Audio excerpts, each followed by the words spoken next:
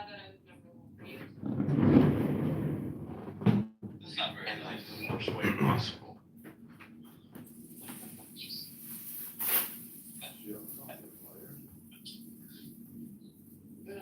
Like he, anyway, it's neither here nor there. That is the strength of men that are to brush it off. We move on and we stop dwelling in the past. He's dwelling in the past. I've already brushed it Oh off. no, he's being cool about it. He's been talking. He's just saying it. As a matter of fact. The thing is I don't sit here and dwell on it 24/7. Then why did you I don't keep cry over messaging it. me? Why did you keep messaging me?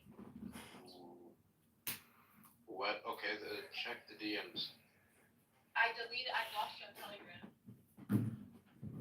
There we go. For one. No, for one. I asked if you were okay. So. Okay, I mean, if we're gonna, this is where the selective memory seems to come in here. This conversation's making me uncomfortable because I don't remember the details. Yeah, well, I'm not. There is no real details to say.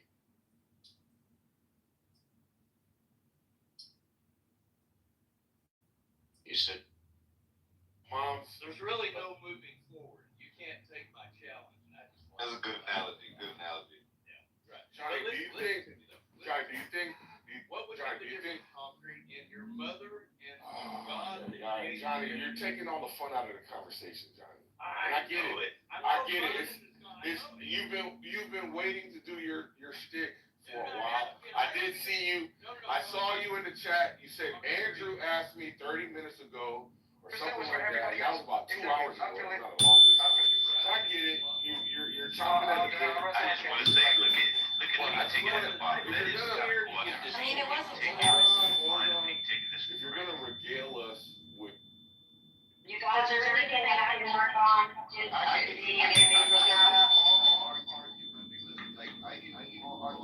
That noise is really, Like, what's in that man? Hey, come on, what the fuck is that? I just realized Come on, comedian, come on.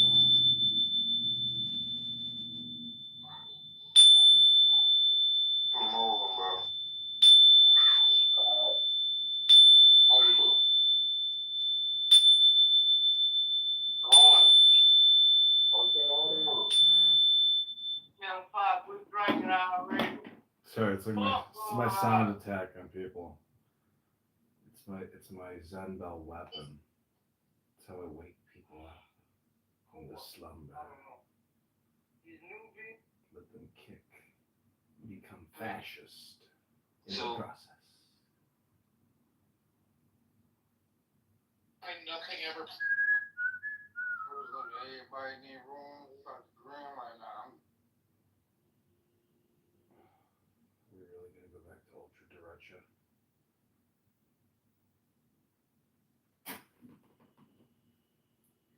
Put the zipper up. And you're like, listen, I can just go to the prom and we could deal with it later. Oh, I remember that scene. Yeah, like the guy literally wants to go to the prom with Mary. And he's like, I'll just like, unwind my dick from the zipper later, like, as if that's a reasonable solution. And then what happens? That's like so many people in the world, that's how they deal with things.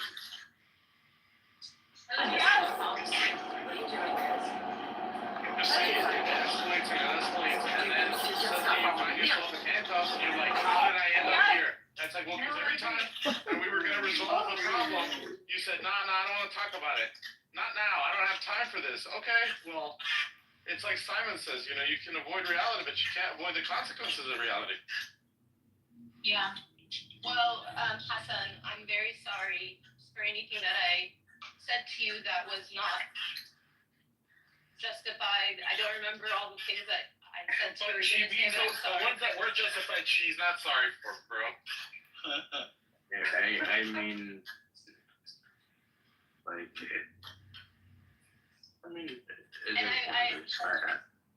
Yeah. Thank you. I'm not gonna be hypocritical on certain things because I'm a bit forgetful. But like, you know. All I remember you telling me is about the black sites and that I'm gonna end up in a black site. That's all I remember you telling me. Like, out of all the things I told you, What is the that's black the site? only thing. That's all I remember. Oh, we talked about this earlier. I remember. Yeah, and, like, I remember you used to just bombard me with questions about religion.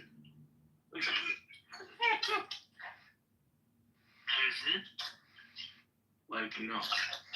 Like, I remember that. That was my first experience in interacting with you. And I didn't think much of it. The only person I remember from Clubhouse back in the day is Khalifa. Do you ever remember somebody named Hattie? No. But Khalifa was just such a respectful man. Like, I follow him on Twitter and everything he says about Palestine. And I just respect him so much. Like I really, really have so much respect for him. He's probably one of the very only Muslims that I've met on this app that I actually think is a Muslim.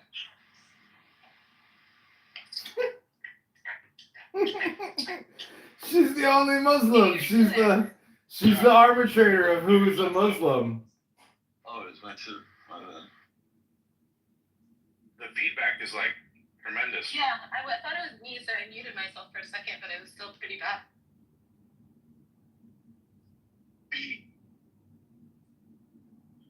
What's up, Nuda? I wasn't looking at my phone. I didn't know if it was still in the room. Oh.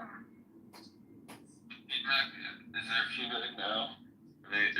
Testing 1, 2, 3. No. Okay. That's good. Diego, check my PTR. By the way, Diego, Lou defended me today against Randy. Like, he was such a gentleman. It has literally nothing to do with that. Just the principle. Said you were gonna let me I go, can't bro. stand Lou. He's so stupid. Yeah, so if I were to tell you, hey Johnny, I don't believe you have a boss unless you tell him to meet me at the bottom of the Grand Canyon on January 1st. Right. Which is to say, it's no different than saying produce your God right here, right now, right? Oh, it's extremely different. Okay, so let me ask you this question real quick. My boss is a god. Hold on, bro. I'm just Would it? conversation, brother. I got you, bro. You were screaming when you were like over talked. No, And no, then no. I asked you to like let me go. You said you were gonna do it, and here we are, right? Yeah, well, So- it's a different. It's me and you. A while ago, I screamed because there was like 4 of you talking all at the same time. Wouldn't let me talk. That's why. But Johnny, you agreed that it would be unreasonable. Sir, you have to understand the nuance. Okay, go ahead, Concrete. Johnny, you agreed that it would be unreasonable and irrational for me to conclude that if you don't bring your boss to a specific location at a specific time, which will be here and now, that would be unreasonable for me to say that your boss doesn't exist, right? That would be foolish of me, right? Yeah, sure. Okay, all right. I'll go along with you. Yeah, but is your boss God? Answer that. Why would that be necessary? No. Yes. Why would that be necessary? I'm going on mute, guys. Because God can do whatever. Can he be manipulated upon my command? Have you ever heard? Can he be manipulated upon my command, Johnny?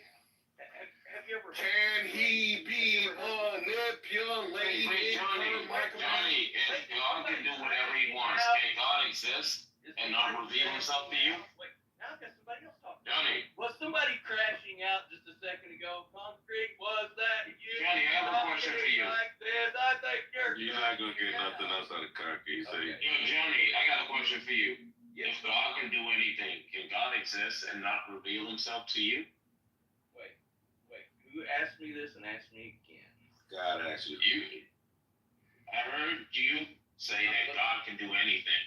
My question is, Oh, it's Nathan. Nathan, sorry. yeah, Go ahead, Nathan. if that's the case, can God exist and not reveal himself to you?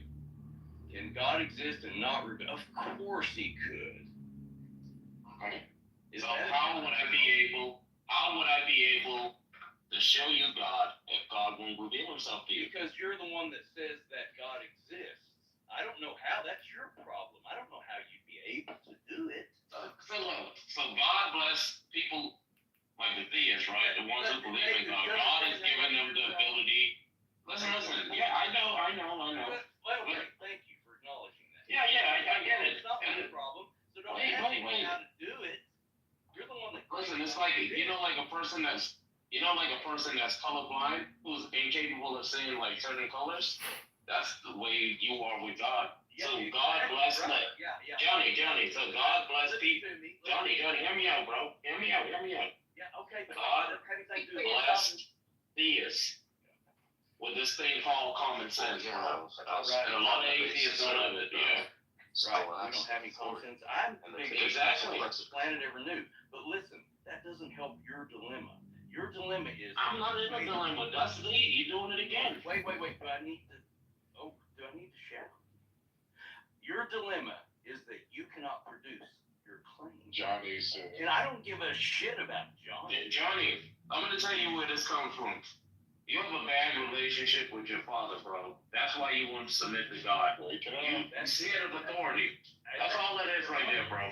But once again, Nathan, it's not about John. Keep talking. No. You think What it's about, brother, listen to me. What it's about is that listen, you're gonna get older, brother, what is and you're gonna settle down. That childish way of thinking, like you're a spoiled baby, you gotta listen.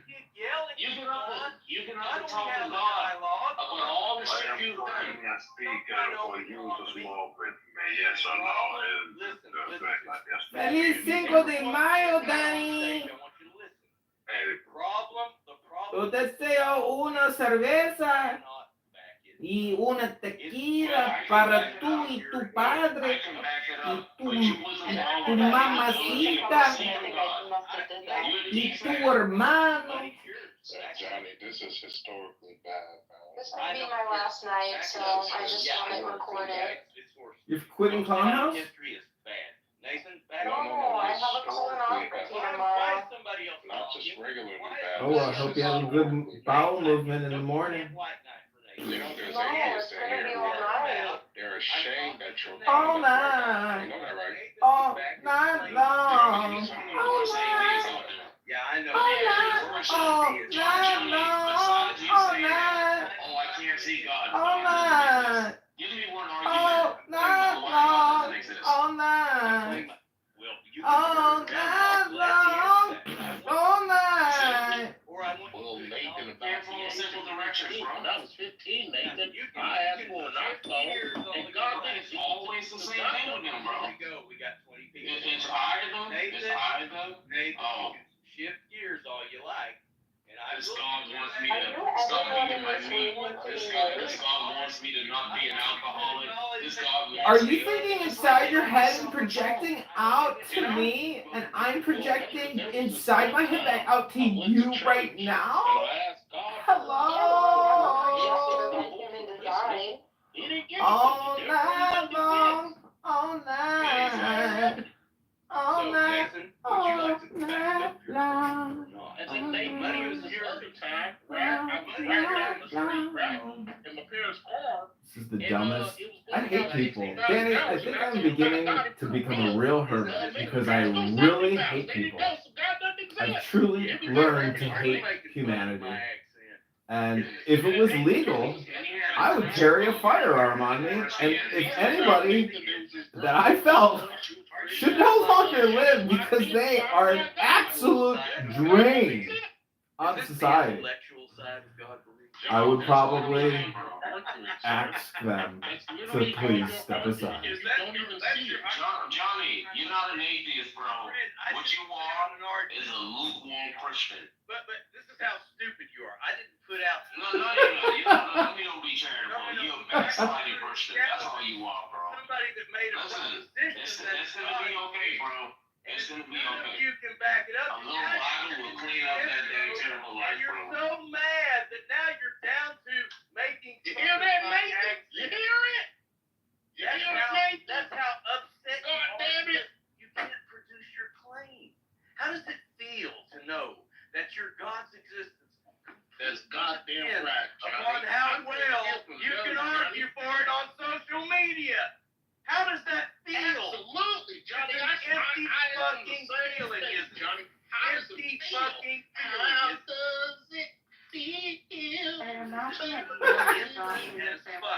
Nathan, whenever you don't want to run, I don't know why people do this. answer my question.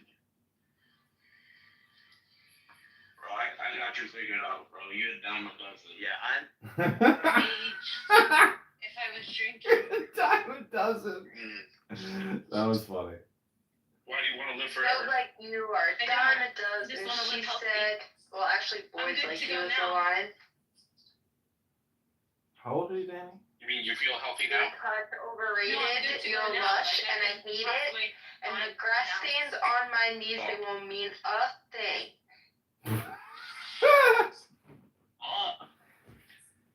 If said, internet why do you comedy wanna ever live forever? becomes I a said, I thing, don't. you're I'm gonna good be to go now. gold, Danny. Gold. That's just Taking Back Sunday. It's just a song lyric. I didn't write it. That's right. I'm just saying you're like a character. Is that a danger to myself? Maybe you're not Diego? that funny, but you're a character. It doesn't sound like I'm a nice not thing to funny. say. It sucks. I wish I was funny. I think you could be It's a funny, weird- but it's a you're weird- not it's a weird actually response, like. but- I mean, honestly, try to be funny on Shabbos. Like, have a The good big diet. glass of You know wine, what I smoke a mean? joint, come on here and do comedy, and it will be funny. That's Just roast those people. But it has to be Shabbos. Like, is there like a special Jewish I was listening hour to of Billy Joel Shabbos today.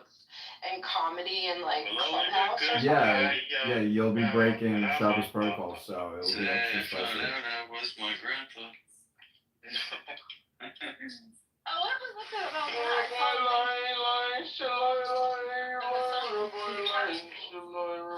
I think I missed that conversation. Jeez, you guys must really be bored because like I haven't heard an intelligent thing in like at least an hour. I mean, are you all like doing something productive in the background or something right now? What's happening? You heard an intelligent.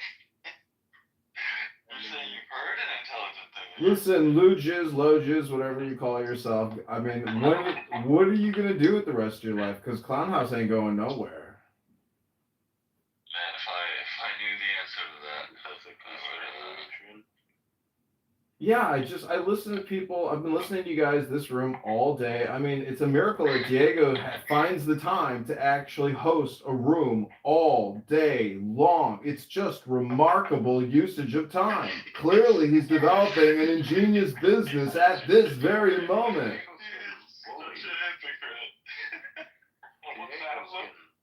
I've only been here for like. I can admire the fact how we can say something like that.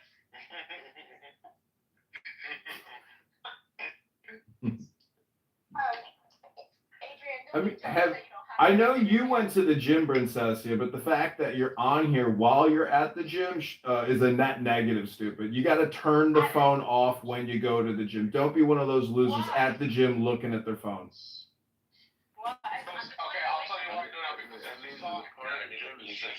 she's got it set up so she can see her ass with her lemon Lulus, and she gets mad when people walk in between her and her camera. Put down the ducky. It's from Sesame Street. Put down the ducky. Oh, this is Diego's. Can we play Barney? There was this guy on the leg extension machine today looking at his cell phone. This guy comes up, he goes, "Can I hop in?" He goes, "I got one more set, man. One more set." And the guy sat there and looked at his phone for 10 more minutes. And the fucking loser sat there and watched him look at his cell phone for 10 minutes. That's abusive. Then there's another fat girl on the leg extension machine. There's only 2 leg extenders, and she's also on her phone for 15 minutes. It's like, you fat fucks, stop using your phones 24 hours a day. So it's better to have your AirPods in and your phone away from you to charge. I've never taken my phone on one of my runs in the morning. In the military, you're not allowed to run with fucking, music in your ears because you'll get run over by a tank. The point is, you're not getting it, that people are looking at their phone for dopamine. And, I do this like the way you guys do it, but the point is, I'm at least recording something, creating a record of this, but most people are just looking at their phones for the dopamine, but they're not actually creating anything. So it's a very bad trade-off. It's dopamine for no gain.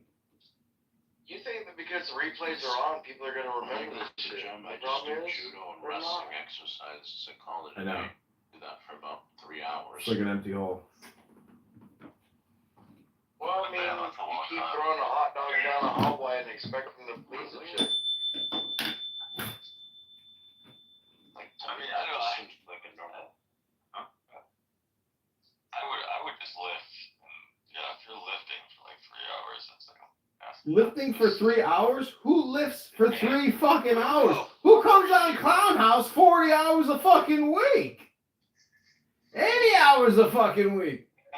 Dude, like on my best, I would squat 315. I could do it 8 times, no problem. But I would do 8, and then I would do 6, and then I would do 4. dang. Like, but this bitch said he's gonna do it for 3 hours. Mother, I get that done in 10 minutes. That's why he's throwing the stunts. He doesn't care. Sucker. Did any of you even do an undergrad degree? Yep. Sadly. No, I didn't go to college.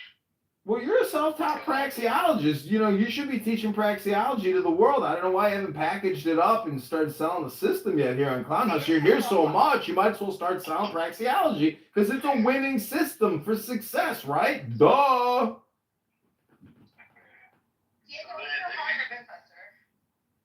thank you. Dave is definitely the loudest guy in the room. What Edmund's saying is, so you guys didn't pay for college, go through college, and then use what you learned and on Clubhouse 24 hours a day. Well, yeah, I use what I learned in school. Lou, people are saying you're boring. All right, you're getting sleep emojis over here. Hold on. One of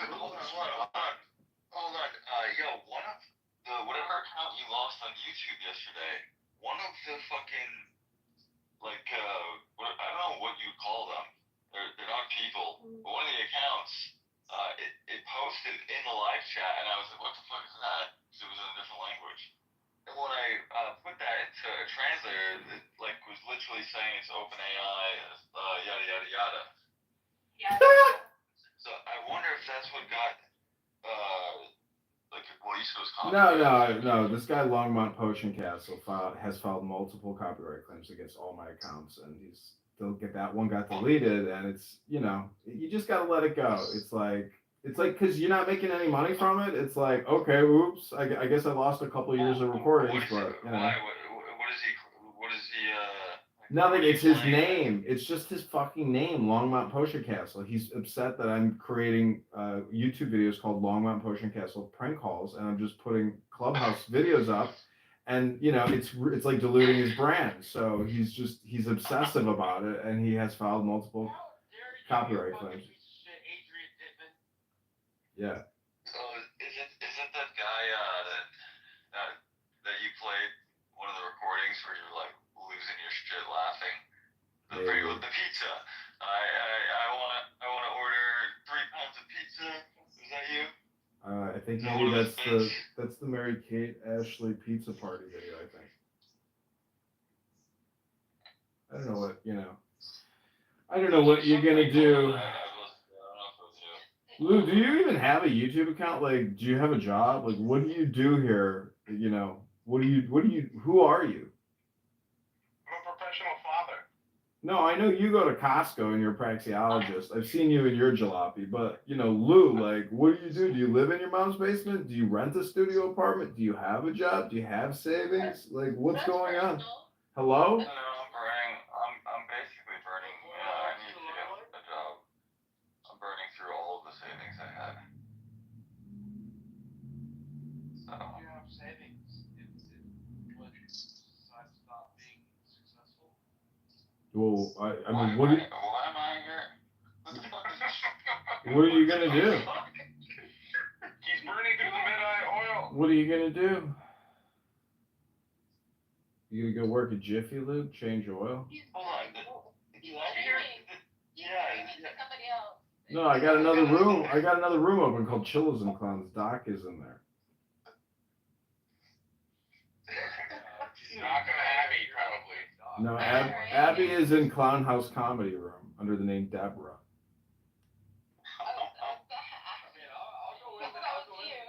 No, Deborah's Abby. It's gotta be. I mean, where art thou? The ultra dereche room with Diego Portnoy. Diego Portnoy? He probably did it himself. I think he set it all up himself. I think Portnoy was the one who told him to put it on the sign, and it's fake outrage, and he's just paying for this trip. It's all a giant setup. Fucking delusional retard. Jesus. That is ultimate derangement syndrome right there. Ultra derecha syndrome. Yeah, for real. Yeah, that made me laugh yesterday. So, I don't get why he would send him to Auschwitz. It doesn't like the fuck the Jews. Just like, is it not clearly about fucking the war that's going on now? Like, why Auschwitz? They were denying the Holocaust. That's my whole point, bro. They have. That's like why you know it's a psyop. Did you see one of his one of like the posts where he was like, I won't fuck their lives up or whatever if they're willing to do some. I forget how he phrased it, but there's a thing called there's anti-Semitism classes apparently. Of course. Did you know that? That's literally whatever you see on the media TV. That's a class right there. No, but like for him to phrase it that way, it's like, is there actually a program that like you get ordered to, or that you could, I guess, take or pay for, where they teach you how to not be? Oh my God. We have to teach them how to not hate Jews, and it's like, well. Like simultaneously kind of. Well, you could also just go to the psych ward like Nora and have some nice Jewish psychiatric nurses, you know, tell you how pretty you are, and then you could come out and be like, they were so nice. It was my re-education. It was exactly what I needed. You know, you might want to tell the judge exactly what happened to you and why you were screaming that stuff out. And, you know, just be honest about it. Say, I have been influenced by online trolls. His name is Diego. He lives in San Diego. He's a fucking Nazi, and he hangs out with Nazis. And I got brainwashed by a couple of Nazi Jew haters, and this is what happened to me. And I was having a mental health breakdown, and I'm sorry. Hearing all the Jews and the Zionists say what they said, I internalize that stuff. And that's why I leave the room now and then start talking about it too much, because I can't handle it. Well, what you needed, your defense has to be mental health crisis. You have to get a psychiatrist's note saying this woman suffers from this diagnosis, and the online media was driving her up the wall, and she apologizes profusely. You've got to make it into a medical health crisis issue. That's your legal defense advice from me. Trust me, he knows. The judge is going to look leniently on that. If you go in there with some type of political position and you don't bring a medical diagnosis up, you're literally going to have bigger problems. So you have to say exactly, you know, the truth that you suffer from mental health issues and that you were having an absolutely atrocious day, and you know you were having an episode, and that's, you know, you have to have a witness. You have to fucking have a defense. If you think you're going to walk in there with some bullshit ass attorney, a court appointed, who's going to even present any type of evidence or follow any procedure. That's why I'm writing my own motion. Jesus, I don't know. What are your charges? Because, you know, you might. I don't know about writing your own motions. Like, you could write your own motions, but. This is my charges. Hold on. My charges are. People that have mental health issues go through this shit all the time. Like, this is what they ask you. You know, do you have any legal problems? PL 240.33, PL 140.10A, and PL 140.05. You know, just get the titles and tell us what the titles are. I mean, I'm not going to Google it for you. No. And then I have also. Why? That was mean. That was rude. Diego, what is that sign? And sorry, Lou. What is that sign? And like that looks like an S. What is it? How does that read? Fiction. What is it? Fiction. Section. And so CPL section 30.30, I could file a motion under that. Well, looking at is CPL, not that one is for a speedy trial. The other one is CPL section 170.31A. That's what I can file a motion under to dismiss. Well, that one could work. I don't know what that is, dude. You could file your motion to dismiss, but you're gonna need to include a summary statement why you're asking the court to dismiss. And then Yeah, I have to. When I'm just waiting to get my mind a little bit sharper because I'm still under the influence. So when I'm maybe. well, you can use Grok or ChatGPT. You seen the Matrix? When's your trial? When is your trial? Would you take time out of your busy day, John, and do this for her? No, he is. No, I mean, I'd be happy to like look at whatever she prepares, and I could give her my opinion. Did you prepare it for her though? I don't want to do all the formatting. She needs to try to do it. Do at least a first run, and then I could touch it up. But I'm not going to draft anything for anybody. I have enough drafting to do myself. Got enough work over here.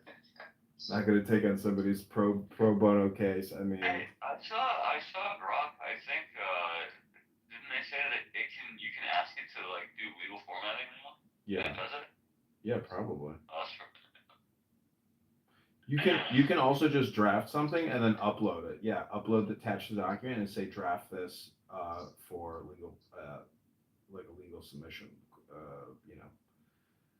It doesn't see the whole thing is it doesn't really matter like if it's formatted perfectly. You just want to make it look good, but you want it to fit in. But at the end of the day, you don't know how this is going to go. Like you need to have witnesses and you need to have like a conversation with your court-appointed attorney prior to the actual trial to discuss procedure and what you're anticipating. For Christ's sake, like I don't know what those numbers are. You just walk in.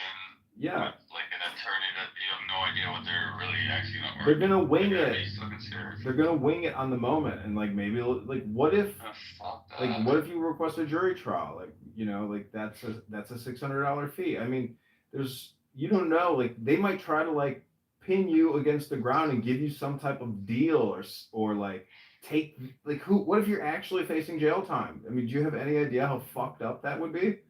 As opposed to like some type of community service work or something? I mean, have you looked at what those numbers are in the civil procedure code or whatever? Yeah. Then does it also tell you what the maximum punishment is? Yeah. What does it tell you the maximum punishment? One of them is 1 year prison, the other one 6 months. Yeah, see, this is where it's like maybe you could negotiate like prior to get some type of like community service where you could actually pre-negotiate prior to trial. So this is where like you pay an attorney to try. What do you think these attorneys do? They negotiate settlements before everything goes to trial. It's an ACD. Why do you think that she was running the whole thing, Lou? They love to haggle. She's got nothing to do with Jews. She's probably gonna have a black court-appointed attorney who's gonna show up and say, "What did you do?" And then you're gonna explain the story, and then it's gonna be like no preparation. Yeah, no preparation, no negotiation, no settle, because you could try to get a settlement prior to this actually. In fact, you could even sue and like reverse sue basically. I mean, that's why it does pay to have an attorney who can actually file motions, file new lawsuits, because you could technically sue and then you can get a better settlement if you sue. So it's like, Who am I suing? the city of New York. I mean, the psychiatric facility, the police officer, the Jewish guy, and the. I already sent the psychiatric hospital statement. Anyways, because of the because they violated your privacy rights, there's all types of like ways to. They did. Fight that. How did they know I was in the hospital? That's the other thing. They were waiting for me right outside how did they know I was there? Well, that's why if you're facing a year and a half in prison, like you should be confident prior to court that like you're gonna get. And you know how I know it was violated because my name was not Nura Shadash. It was Nura Bandura. Listen, I don't know what to tell you. Like these things don't mean shit, but like if you don't have a criminal defense attorney, like, I don't know, why don't you, if you can get $5,000 together, why don't you like try to hire yourself a professional criminal defense attorney? John, your people are getting really sloppy and setting people up. Like, you guys are fucking up on simple things. I hate to tell you this, but you're so stupid and delusional. She's like facing actual jail time, and you're making a joke out of it. Get the hell out of here with that. Don't be scared, my girl. Don't be scared of my girl. Like, I hate to tell you this, but you know, I don't know. You're a praxeologist, maybe a chiropractor, maybe an economist, but like, you're no fucking paralegal, even apparently. You're the shittiest paralegal I've ever heard of. Unbelievable. I mean, if I was going to court and I had a year and a half possible maximum sentence, like, I would have this whole thing completely solved before I even walked into that fucking court. You're running a big risk by not figuring this out prior to the trial. It's my I opinion. know, that's what the attorney that I called told me. He said that, because I was like, can I wait until after June 10th? Because that's when my court is. But, we'll see. Look, I don't have any experience in this, but I have an instinct. My instinct tells me, you know, if John is correct about that, you're just gonna get some black guy that's gonna come and say, "What did you do?" Why don't you just, like, you know, tone it down for the attorney and just be like, "Oh, yeah, I yelled at some guy and they kicked me out of a building." Okay. And he's like, "That's it?" And you're like, "Yeah, basically." Is there anything you're not telling me? What do you want to know? Did you do your fucking research, bitch? Yeah, she watched the video. It's a female, but she watched the video. And she said that it was clear that he was instigating you. That's where I got that from. Oh, there you go. Okay, so that sounds good. John, it's not as bad as you think, man. You're trying to scare her and shit. But is it Typical Jewish tactics. how is it, well, it depends what she's being charged with. I forget what it is. Bro, John just wants her to, like, he wants her to plead to something that she isn't even gonna, like, I don't end up think, getting. I think he's being genuine. Maybe that's not the right advice. No, you should be able to negotiate a settlement where you volunteer so many hours for community service.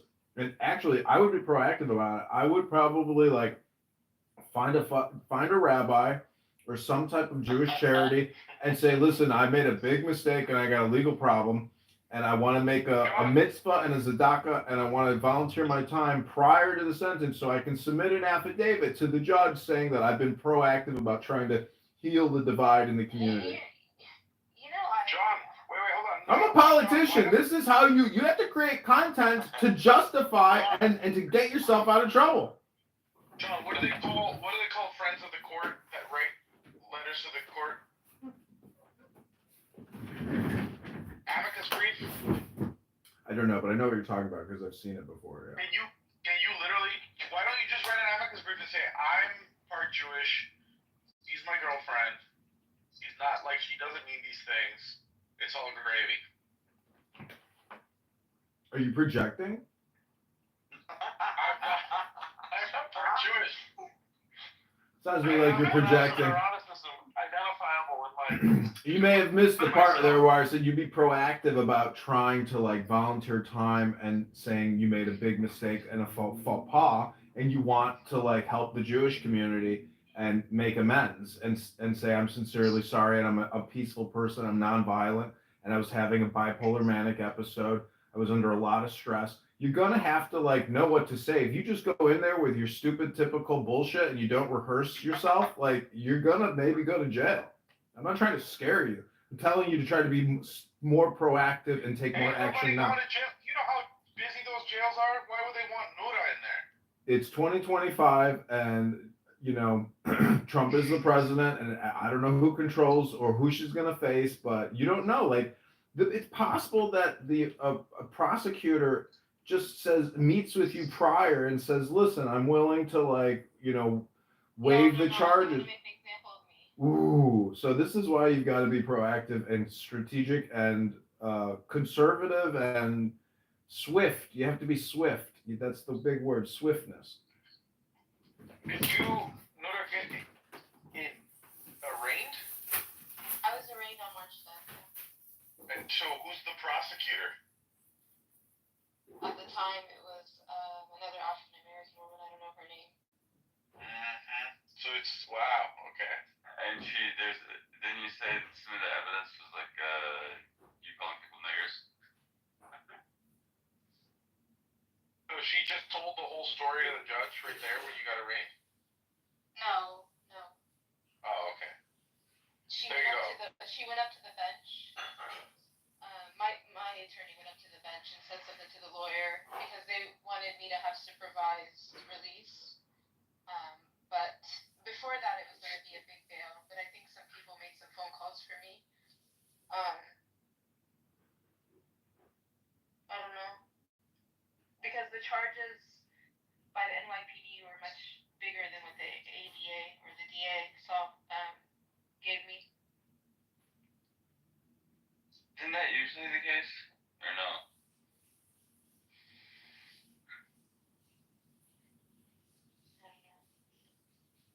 Don't they just like charge you with everything when they arrest you? I really hate that Adrian is streaming this. So, I'll talk about it. But I was winning at the job. You could kick him, I guess. I mean, I think he's giving you good. He is giving you good advice. But I see. Look, Do you I'm a nobody, but I don't think you're not going. They're not going to be impressed there. He'll be back.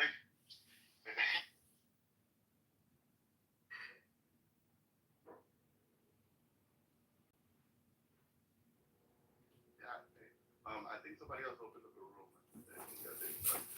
What? Yeah, what the fuck, bro? Yeah, nigga. I think there's another room though. That was weird, but alright, everybody's back. Racist, supremacist racist in this nation, what would the visual description be like? Okay, well, there's two of them. There's two that get on my nerves. Oh, There's two. really three. There's really three types. There's three types of racist people. So there's Okay. okay, all right, let me hear this. Nah, and one of these racist people, you know what I'm saying? Y'all gotta have some more grace on them because there's something called a repentant racist, man. They don't get enough time. But let's go for the other one. So the first one is the real estate racist. It's the person. It's a group of people in real estate, and they make it hard for white people who try to do business with black people, and they make it hard for black people who try to acquire property and assets in real estate, right? And then there's the southern disloyal American racists. Okay, that's them, and you know they are. Here we go with the blockbuster hypnosis. Okay, wait, this is one of them, or this is the descendant. I don't know, but No, man, this ain't. You guys kick this dude out. He's recording. Yeah. Keep going up to young girls on a bus. Yeah, definitely. You ever get that bus cam footage from when you attacked those two young girls on a bus? Yeah, white people, we have our own issues. We have our own issues. We're trying to figure out. Why black? Are you done? Okay. So, you know, the other racist person that we have is the white southerner. And this person, they have, you know, overalls, you know what I'm saying, good sized belly. They don't speak with any enunciation or a proper pronunciation. Okay, they like to wave that flag in the South that said that we don't want to be American anymore. All right, I don't like to speak too much on that because it hurts my patriotic heart. That's the other type of racist. You know, they're very quiet. They mind their business, and they like to stay in the outskirts. They don't like to live in a city. I like to be around that. So yeah, then you got the repentant racist. You know, that's the white person who, you know, they're just minding their own white business, living their own white life. You know, they don't dislike blacks. They don't really want them around. You know, they don't really know the right things to say. You know. So they're just being a whitey white, and they're just living their life. And a lot of times these a whitey white life. You know what I'm saying? They're just living white. And then sometimes what happens with these people is sometimes they'll open up their mouth and they might say something that's not necessarily culturally appropriate, and they will get shunned. I feel sorry for this person. They have my heart. I don't care even if they're bad and they say the N-word. hey, you have a friend over here. I understand. There are no rules in insults. I don't know where people get these rules and insults. Like, what the fuck? You're gonna insult? You're gonna bother me? I'm gonna bother you. You bother me? I go below the belt. Now you wanna expose me? It's fucking lame. See, I thought you were gonna be a little bit more honest. Maybe I was too naive. But I'm sorry. But I thought you were gonna be a little bit more honest. I might be ignorant. Help me out. Well, you know, I just if I had to give a description of the actual supremacist, racist, it's actually a melanated person.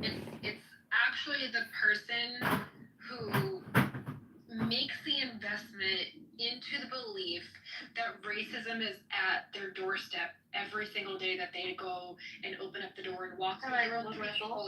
Like the view, it's like they perpetuate it. That walk through their own threshold and they believe that as soon as they walk through that threshold, the world is out to get them. And that is the true racist. Wait, I don't think so. I think it's the ones that don't know, or it's the people that know that aren't really like they're purposely pushing a narrative, knowing that like what they're saying is like they're being dishonest. Like the view. I don't believe that Whoopi Goldberg really thinks that like black people are everything that she says. I don't think she says it with conviction. And the people that essentially she grabs a hold of and like pulls at their heartstrings, those people, I don't think they're the ones that are racist. I think that they're just Whoopi Goldberg is one of the most racist people on daytime television. Like, what are we talking about? I guess the point is that it's the people that know what they're fucking doing. Whoopi Goldberg is extremely racist. Listen here, because that's what I said. It's the people who wake up and literally these are the people who make the intentional effort to put into this belief system, because that's what I'm sorry. We're all adults in this room, but what fuels you as a being is your belief system. Yeah.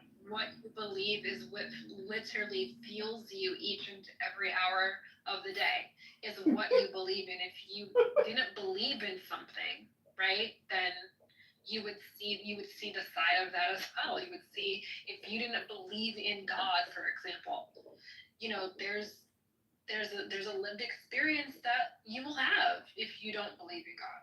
And I'm just think that when we have these conversations about who the racist is, who is what was it in the room earlier? Andrew, you're right, but let me finish this one sentence, because we were talking about diversity and inclusion earlier, and there was this girl on the stage, and she was like,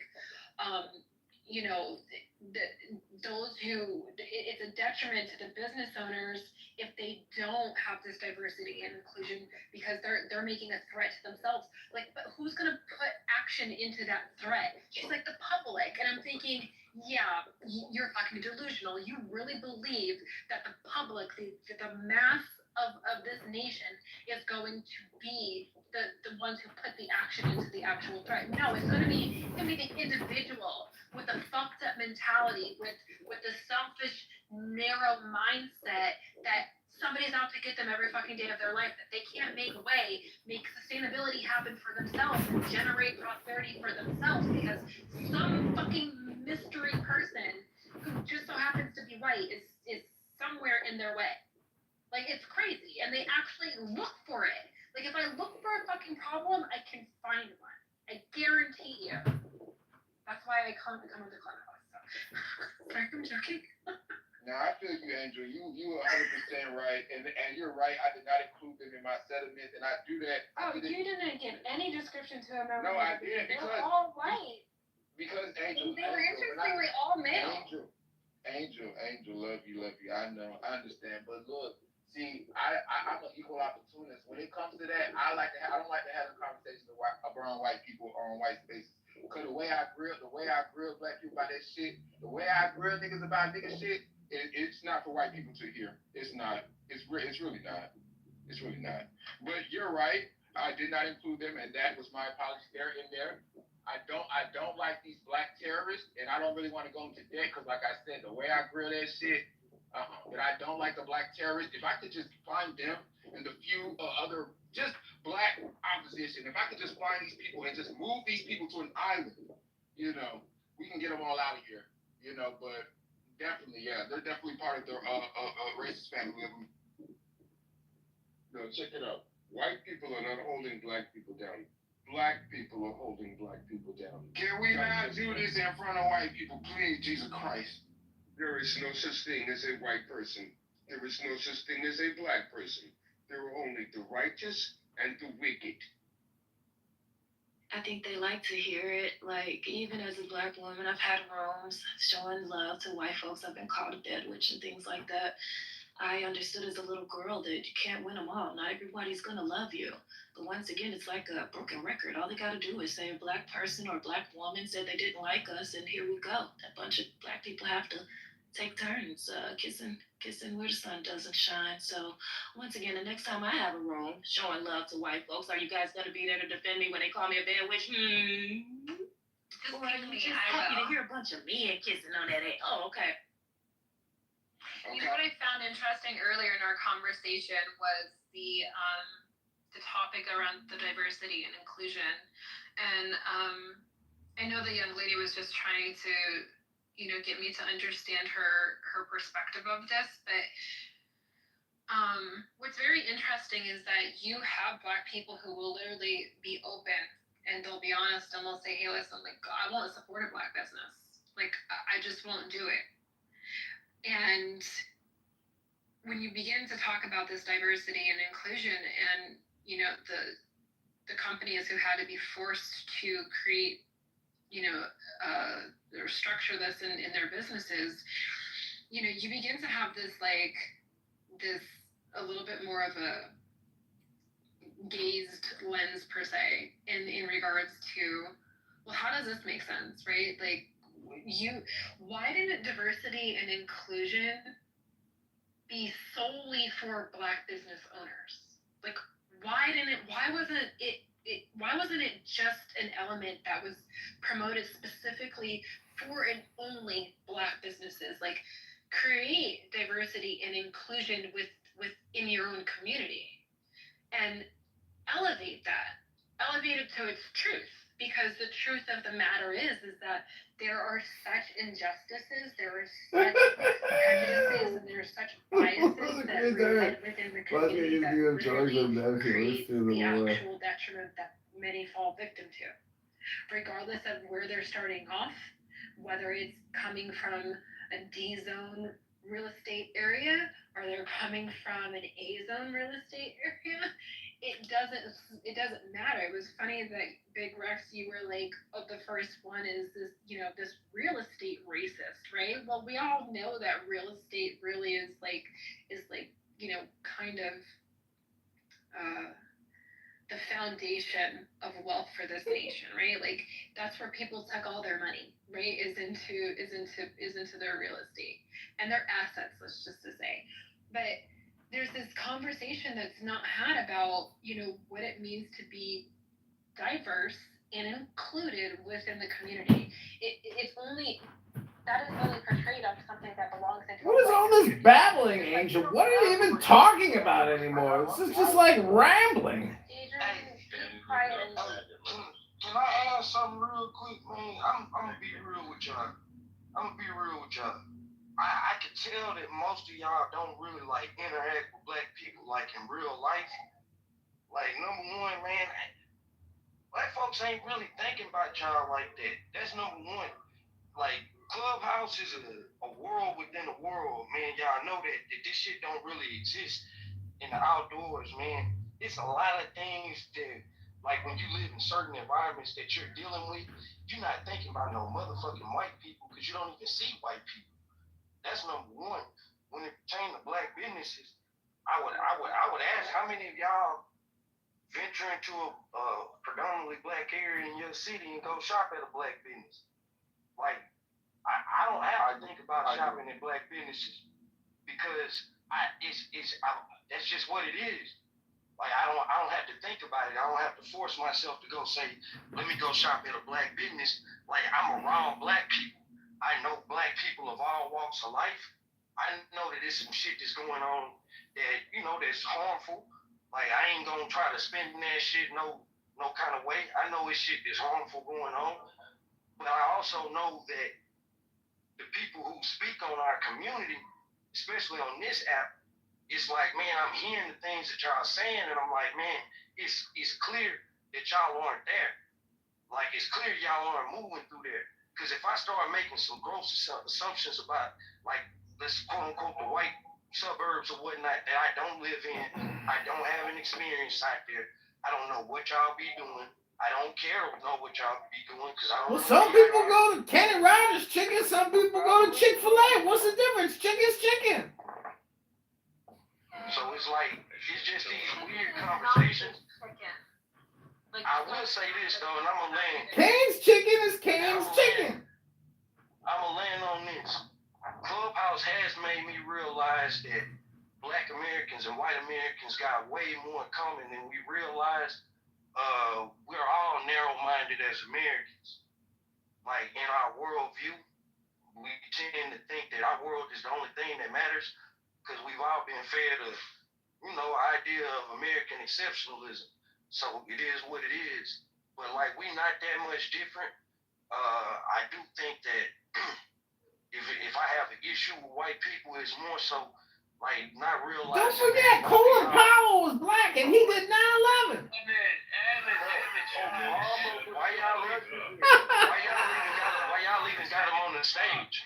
Chill, bro. Edmund's gonna behave himself. Edmund, chill, bro.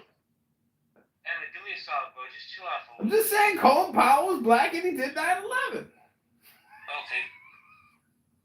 Yeah, no, I'm just saying it's like I feel like a certain white people vote against their own interests. I've seen it happen right now in our state. Where you had the rural white Republicans who were staunchly against school choice because they knew that shit is gonna hurt them, probably even more than the inner city schools. They still fight for this shit. Like things like that, man. It's like, look, I get it. Like I guess you guys so caught up in owning the libtards and all that shit. But man, some of this stuff is just practical American shit. It ain't got nothing to do with right and left. And it's like I feel sometimes that white Americans are too loyal to that Republican Party. And I'm gonna land on that. Running off at the mouth. The Republican Party was founded to end slavery. The Republican Party pushed through the Civil Rights Act. That was the Republicans. It was the Democrats who brought in that's actually what do you call it? Jim Crow. Not only segregation, right? But in our lifetime, it was the Democrats who pushed. Let me ask you this. I mean, since the Civil Rights Act in 1965, and I'm sure y'all gonna say, oh, the opportunity zones. What actual legislation has the modern Republican Party actually presented to where you think the masses of black people would have voted for them? Like, make no mistakes about it. If y'all were around us and y'all knew us, this is how I know that y'all don't be around niggas. No. Give me 1 second, I'ma land. This is how I know y'all don't be around niggas. Y'all saying dumb shit. We would vote for anybody. That represented our interests, which is why you saw a lot more people ride for Trump this time because they felt like he was actually representing their interests. But y'all don't get that. Let me answer your question. The Democrats opened up the border and just tried to replace black people with illegal immigrants. In your face. They just tried to do it. In your face. They wouldn't go down to help the people in North Carolina, the people in Tennessee who got wiped out by a natural disaster, but they'll go down to El Salvador and try to get gangbangers brought back to your community. So this is that nonsense.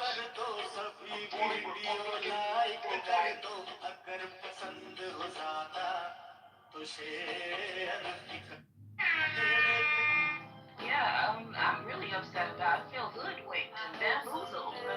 Even though I wasn't there in the 60s, but I realized that that's when they ushered a bunch of black folks over to the Blue Party. That's unfortunate. unfortunate. That's not even true. The black switch to the Democratic Party actually came after World War II. With FDR and the fucking New Deal. Well, let me ask you That's something. what I'm saying, man. Read a book. Let me ask you Read a book. something. You read a book. My great grandfather got the GI Bill. He was a Republican. And my great grandmother informed our family that black folks were known to be conservative and known to be Republican from the jump. So let me ask you something. You mentioned The switch started in World War II. It started with Franklin Delano Roosevelt. You can get mad at Edmonds for interrupting you and just interrupting the lady again, America. Well, that's fair enough that that's probably when it first started, but it really, switched over in the mid-60s, to be fair. So I can agree with that. But you mentioned yourself about what did the Republican Party have to offer black folks? What were they doing for black folks? And my great-grandparents told me that was what the problem was. You're just supposed to contribute to your society. You're not supposed to ask what your country can do for you, but ask what you can do for them. It's a mentality that change. Yes, ma'am, it's a mentality that change. And I hope that my demographic and my generation can help change it back. One of the most interesting geographical places on Earth is the Dead Sea. Located in the Jordan Rift Valley and bordered by Let's be clear about Israel, something. the Dead Sea is renowned for its extreme salinity. It is one of the saltiest bodies of water I just had two globally, questions. with a One salinity of is about you 30%, mentioned that school allowing people choice to float we were voting effortlessly against our own The high salt concentration also prevents most setting marine that from I thriving forget how you in phrase water. it.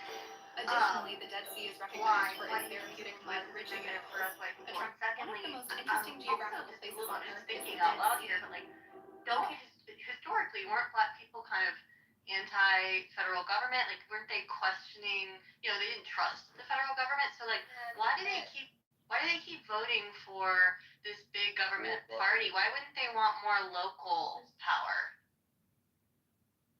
All right, so I guess I answered the one I just heard last. Well, first, excuse me, the school choice thing, I'm talking about rural white Americans. Why that's that's harmful to the rural communities is because it's a fact that this money is going to be coming out of school budgets. So if it's being pulled from this money that's in the state that allocates it across the districts, that means certain districts are going to lose money. This also says that, and I'm speaking, hold on, just listen. In the state of Texas, they're only going to be allowed up to $10,000 for their actual voucher. Most private schools are far more than $10,000. So who is this going to benefit more? This is probably going to benefit people who have money already and probably just need that extra boost. You have to think about the travel. I don't know if you've ever been through Texas. This is a big ass state. I'm in Houston. My family from Northeast Texas. That's a 5.5-hour drive just to get up to see my family in Northeast Texas. So that's number one on that. Second thing, what did you just refresh my memory? Can I say something, Holly? Sure. To that? I just want to say, so you've only highlighted one benefit of that, but wouldn't it also be considered a benefit that the community who is, I don't want to say at the lower spectrum of this, but the community who's not receiving most of the funds, like, wouldn't that be like an essential highlight? Like, oh wow, look, we have so many kids in this district who actually are at a deficit of this amount in order to make this equal to the other districts that are receiving these funds. Like, you get a benefit on knowing how far you got to catch up. So that means people within that community, that district, they need to probably do a little bit more. Maybe show a little bit more initiative. Maybe do some things like philanthropy, volunteering, and showing up for the community, right? Hey, do you know how schools are funded? Yeah, that's what you're not Do you know how schools are funded? Guys, you have 5 people talking at the same time. I'm giving it back to Holly because I did take the mic. So I was just trying to explain that what he was talking about when you have sending districts, let's say you have a regional high school and you live in a town that is a smaller town that does not have a high school. So now you're paying per student to send send your community students to that regional high school, and you have to tax. You have it comes out of your property taxes. I mean, it matters what state you're in as to how the taxing system is, but it can be incredibly burdensome on an area that doesn't have the high school, that has no choice but to send to the regional. And if that regional is in an area that they decided, and this example I'm going to give happened in Atlantic City, New Jersey. I don't know if any of you have ever been there or know where that is, but I've been there. okay, so Atlantic City built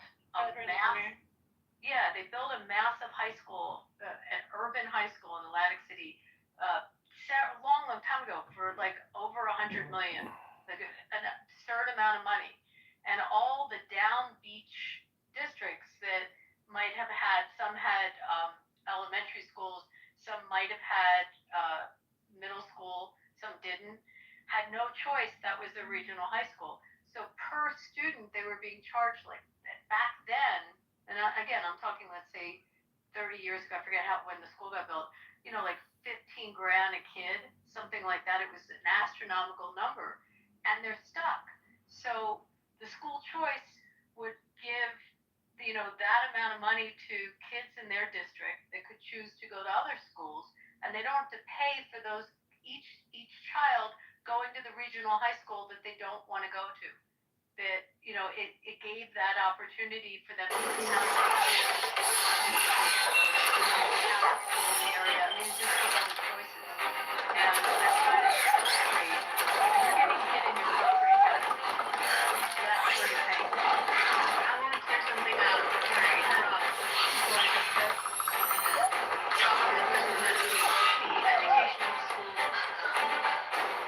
educational savings account, ESA. That's how all these schools are supposed to be written out, the ESA. Everyone that I've seen, when they take the money from the school, not 100% that money is move on to that. It's actually something that's much hard. And there's a different areas from one of the real estate taxes to the other. I think it comes from state and federal. It's two different areas, right? And so what I'm saying to you is, actually think the benefit for whites, because that's what you were referring to, in the country, in the rural areas, because you don't have the people without having more money per capita. Because again, not 100% on child is like 40%. Okay, that's number one. So you actually have more money per capita per head. Now number two, $10,000 a year for rural private schools is really high. I'm Mr. Beast, and I want to help you turn your rural Georgia, and my sister private school, and still, like, I think I pay,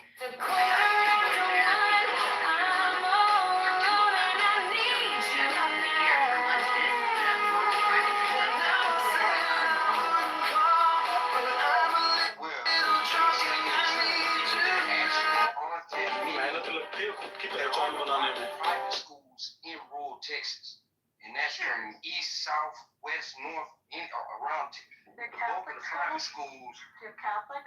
You The must bulk, have Catholic schools, no? You gotta drive. well, we do have Catholic schools. We do have Catholic schools, but I'll include let's include Catholic schools with private schools, just for the sake of this conversation. The bulk of them is going to be. Bulk of them are in Houston, Dallas, and Austin. I'm sorry to interrupt you, but would actual black parents feel comfortable with sending their children to Catholic schools or these private schools, private institutions? Yes. They have. Yes, and yes. And ready to mingle.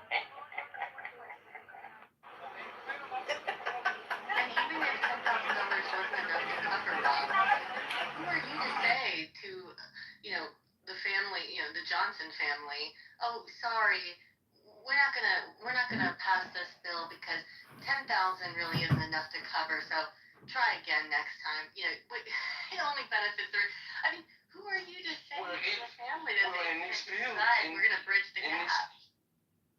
In this bill, again, let's say this, in this bill is nothing that says that these private schools have to take you. That's number one. True.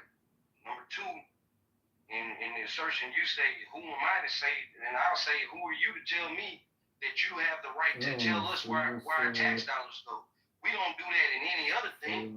We don't get to dictate, I don't get to dictate the percentage of my tax dollars that goes to the fucking military. I don't want my tax dollars paying for drones killing people across the motherfucking world. But I don't have a say so in that. So who are you to say? You have a vote? No, Do you not vote? No, I'm not making the argument for school choice.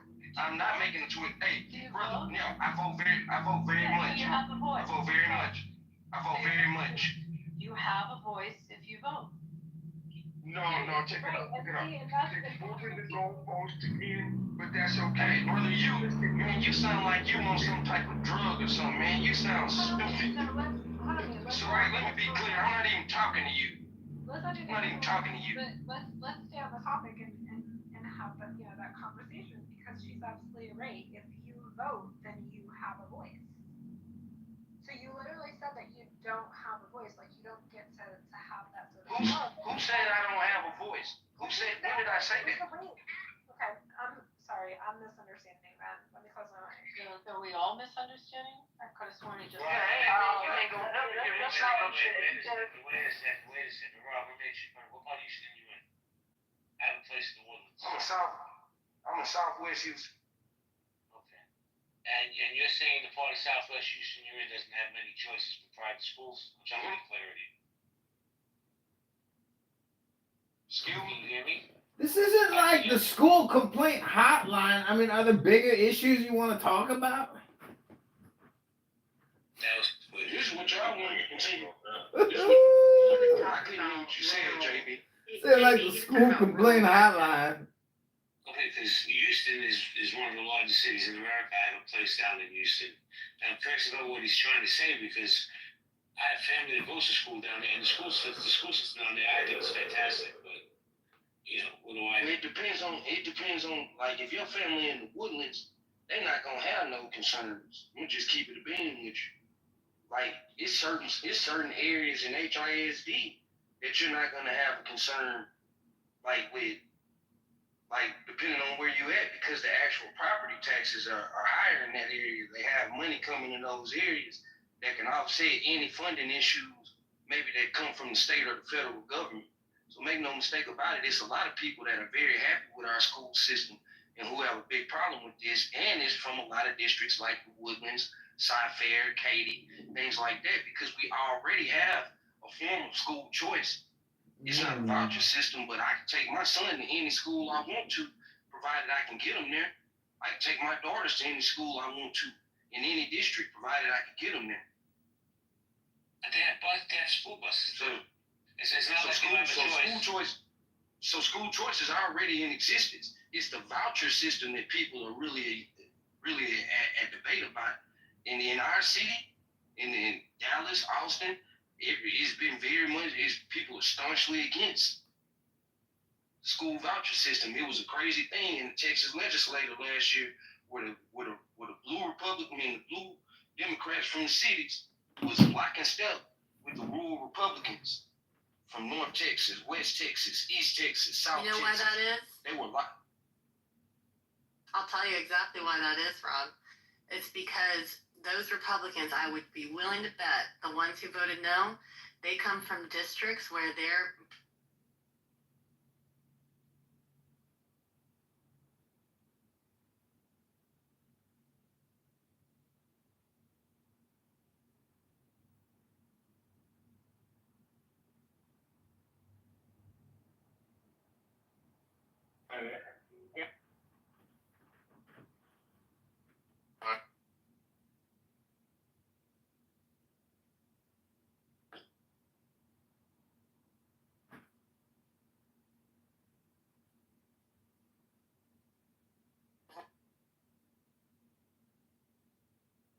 I'm reading the inbox here.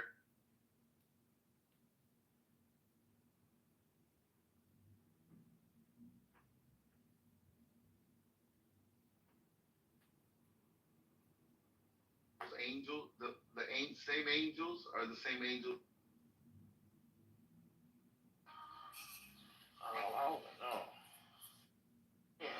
see it. That shit, you can see that shit from the highway. It's a federal building in Sunset Park.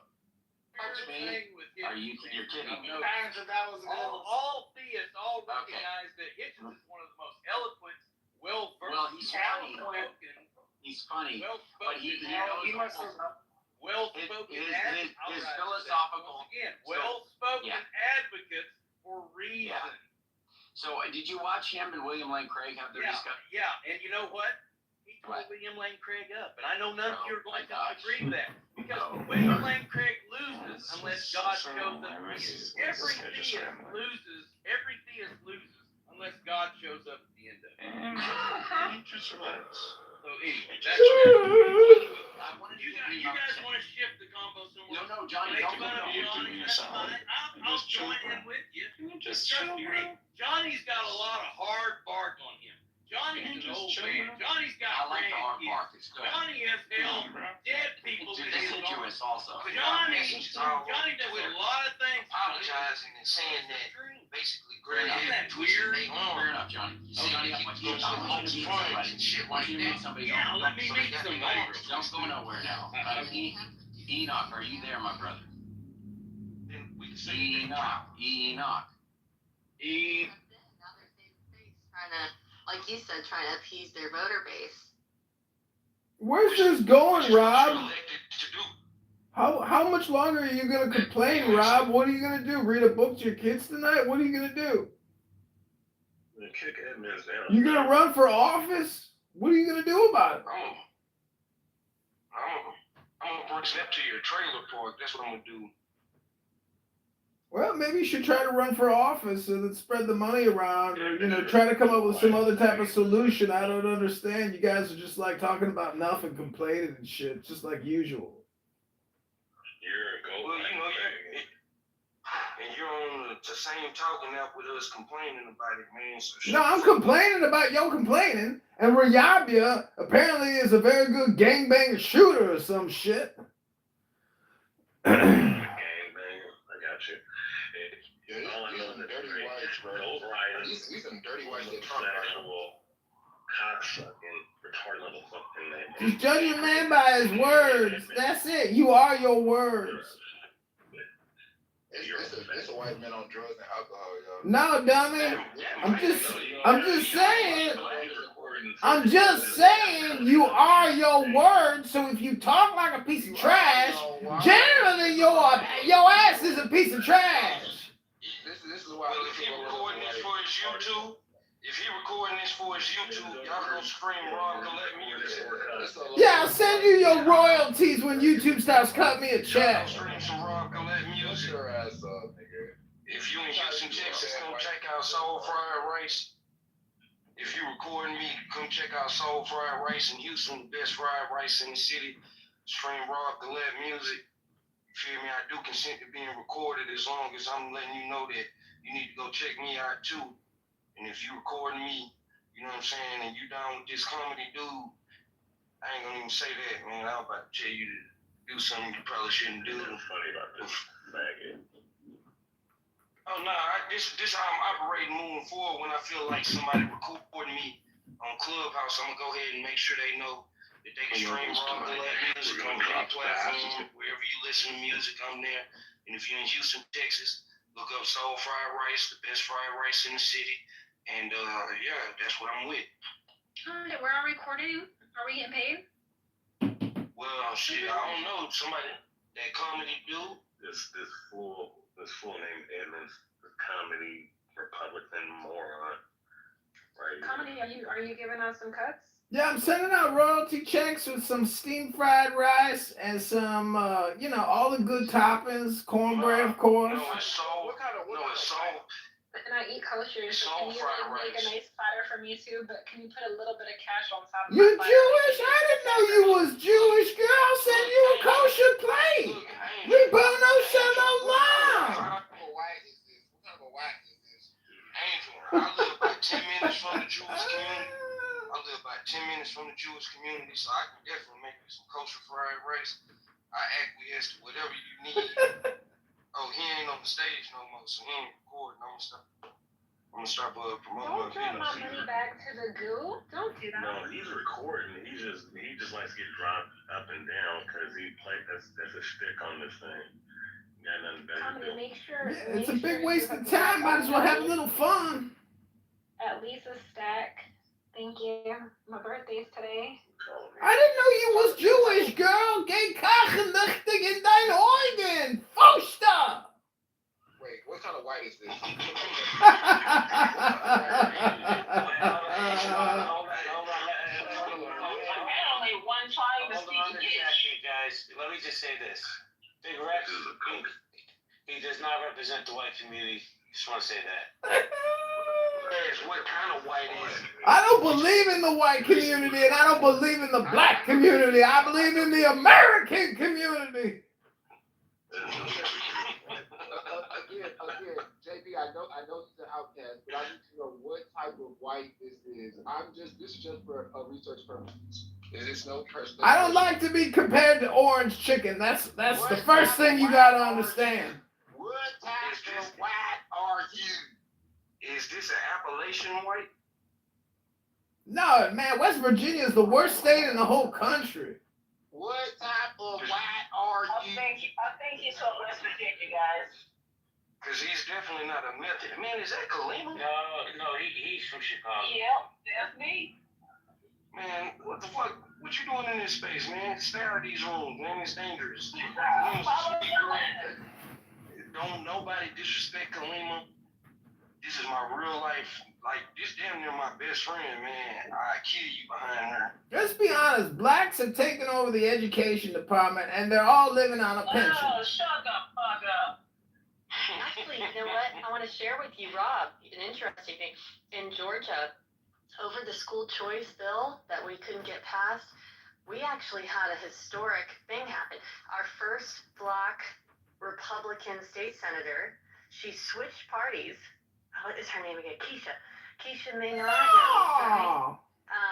She switched parties over this very issue. This was the main issue because she was being bullied so much by her own party and she wasn't wanting to toe their line. But she fucking switched parties, dude. Fight! Georgia. Shout out, Keisha. What's your name? Holly, I want to give you a record. Holly, I want to give you a recommendation. There's a song on Lil Wayne's first album, The Block Is Hot. It's actually called Keisha. You should check it out. No! Keisha, is it me? Is that me? No. No, you have to look up this Lil Wayne. Real big, please. Oh. No,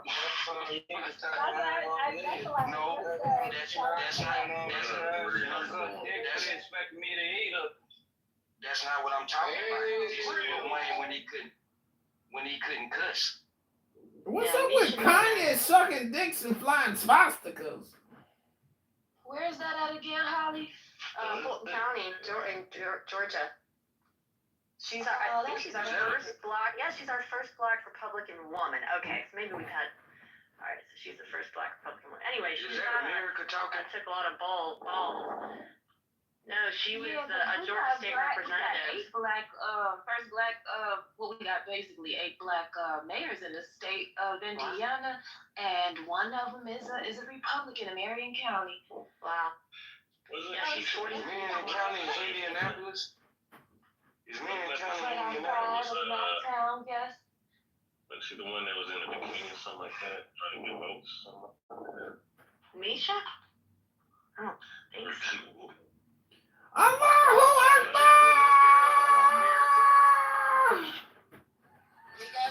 I boomed the fucking room! I boomed that motherfucker! It's just a fact. The numbers. All right, so but you're right. So now, we laid that out in the long term, right? Determinism. What that does is that rules out the idea of non-influence, like the idea that you're above the influence of external factors. That's ruled out. Now, in the short term, that's why I brought up that other paper before, because you're able to use for AI, for example, they had about I'm gonna say over 350 Rainbows. and they were using wide amount of people. Like, it was not like a small sample size. And I'm gonna try to pull this out. I gotta look it up. But from what I remember, they were accurately predicting way above chance the patterns of the brain wave. It was short input sequences, and they were able to. I think it was around like 30 seconds. So they were able to capture the decisions that were being made based off of 30 seconds of recorded brain data. You know, So now, I put the link. Go ahead. I was gonna say just put the link. I couldn't find the paper, but I did link a Scientific American article published last month where they were arguing that those studies weren't really conclusive because they were dealing with minor, insignificant decisions like hitting a button versus like really consequential, deeply thought out decisions people typically make with free will. I brought up that so people use that inconsequential word, and I'll look at the rebuttal just because I don't want to tear down a rebuttal I haven't read yet. I like it, just want to be fair, but people use that inconsequential word or excuse me, inconclusive word, and the inconclusive in science is kind of like they use this for every single disagreeable outcome. So if somebody has some personal stake in fucking free will and they really want it to be true, and they also have contributed to peer-reviewed studies before, all they have to do is say, "Oh, this is inconclusive." But the fact of the matter is, technically everything is inconclusive because everything can be proven wrong, or not even proven wrong, but everything can be challenged, right? But we have to just go by what we're dealing with. Right. What we're dealing with, I mean, we're saying the decisions are minor, right? But these minor decisions, I mean, okay, these minor decisions, that's almost like saying like which lane that you're driving on in your car is minor. Well, it is until there's another vehicle right next to it. And you can say, well, it's not the same, it's not a life or death situation. But picking up your hand and putting a button is something that you absolutely, like, if you don't have free will over that, I just can't, if you don't have free will over that, and you don't have free will over the decisions that have years of influence behind them, then what do you have free will over? I'm not sure that's true though, because if you look at like in a court of law, right, there's a difference between murder and manslaughter, right? If you accidentally kill someone because you didn't hit a brake in time or something, like you're still responsible for that, but that's much less malicious than plotting to drive someone and run them over, right, in a way that's much more sinister, right? And we would say that person in the second scenario is doing something much worse and it's much more egregious than the first because the intent is what matters. So I like that you said that, right? Because what that explains is the amalgamate of so you basically can see how they decide what makes a person a danger to society. It's not necessarily the miscalculations or mistakes that they make in the very short term or in the moment, but it's also what that person's long-term influences are. Because essentially, when you tell someone, "Hey, you're a danger to society, you can't be out, you gotta put you in jail for 30 years," what you're telling them is that the course of your life over the long term and the compound effects and the chain reactions that you're made, plus your ability to do this, results in an unsafe environment for other human beings. And so that's why I'm saying it makes sense that they go about it that way, but it doesn't necessarily mean that it's because of a difference in sort of free will. That's exactly really like say that there's more will than others. You know what I mean? Well, no, that's the majority. I mean, from the last time I checked the papers, the majority position on free will was compatible by a pretty strong amount. Yeah, but what do you know? Second, libertarianism was third. What was that? Yeah, but what do you know? Yeah, well, I'm just citing what other people have said. Sure, but you're sure. The majority of experts. So what are you saying to that? Most, I mean, they're not determinists, not in the sense. Well, compatibilists are determinists, but they don't agree that it does. They still think that you can have responsibility in an ample sense, but they would reject. What else are they going to say when you think about it? They would say that you still have responsibility even though you're determined. No, I mean that's my point. What else are they going to say? I kind of feel the same way. Even if you don't, anybody who doesn't believe in free will, like you can not believe in free will, and if you decide that therefore nobody should be held accountable, then it goes against that whole. Go ahead. A compatibilist is someone who believes that free will is compatible, which seems to be something that you're excluding.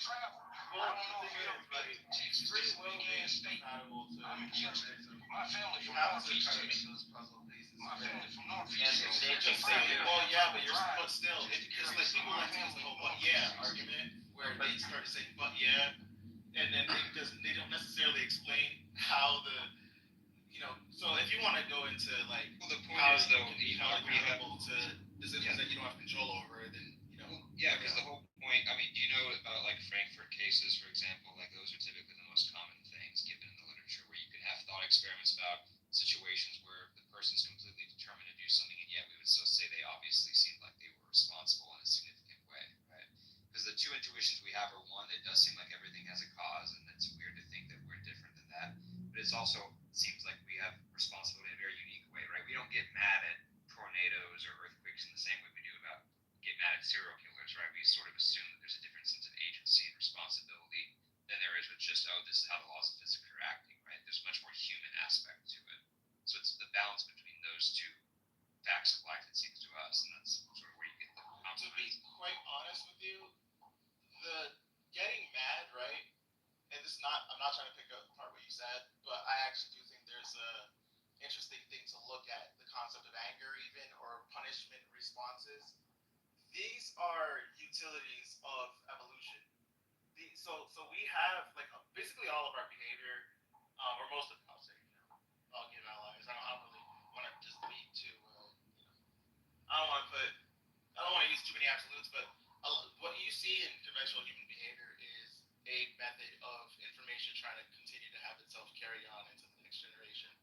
That's what life forms do. That's all in general, including right. And so when you get to the level of advanced life, or if you will, quote unquote, the complex life form that we are, as well as like most mammals and whatnot, you're gonna see these responses be because if there is not that response that is brought forth by and large, then you're gonna have the human species somehow wipe itself out or look the other way for dysgenic behaviors, and that's what's brought us here. And so when you also look at that introduces really the anthropology of humanity. Like it's like the evolutionary psychology, and look at it from an anthropological standpoint, and you see that like even our behaviors and our the decisions and the things that we consider to be logical always lead back to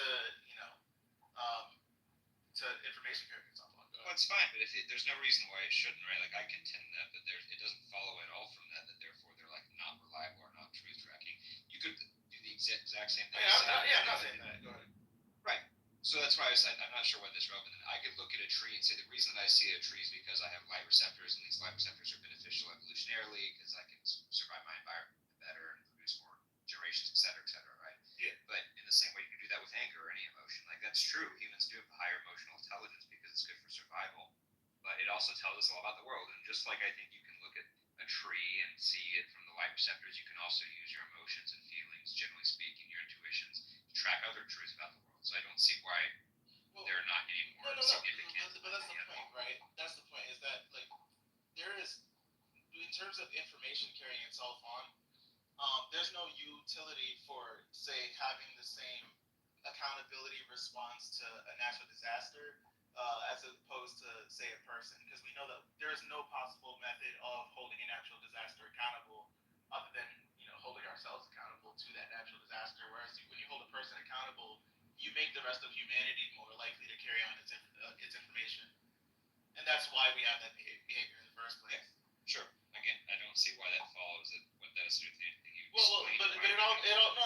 the initial conversation was about even just like God as it relates to free will, and the idea of a God having holding its creations accountable to the decisions that it makes in a like unironic way.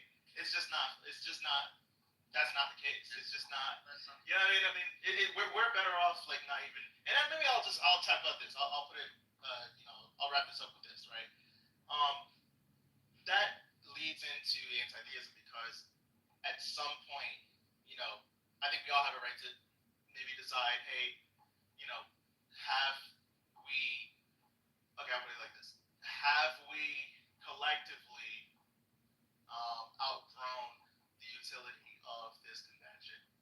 And I would say, yeah. I would say, when it comes to religion and God, I mean, we have. You don't think that religion is evolutionarily advantageous, and that's why it's preserved so it was, but we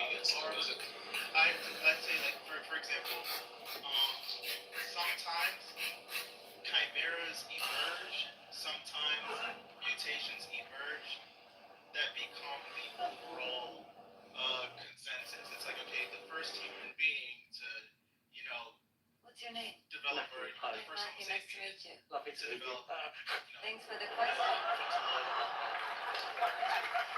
give canvas to the way the modern humans is now. You know, that's like an anomaly. The early ones might be like, oh shit, why do you even need that? Why do you have that? Don't rely But on eventually it's because that's the way things work. And I consider myself to be, as well as any other atheist, kind of like a human being who, based off of observation and this cultural influence and whatnot, I see this concept and construct this religion and see what humanity can't be without it, and live a life for myself without it, and see what, you know, we can be overall. I'm just pushing it in that direction. I'm not necessarily a big I don't think I'm not aware of any proven example of like a mostly. I mean, there are religious subcultures, even though they still are heavily conservative, skin unfortunately. Because we're not any major culture aware of this class where they sort of objectively believe in a certain attitude, they were judgmental and all that stuff. I think that does have some responsibilities to it.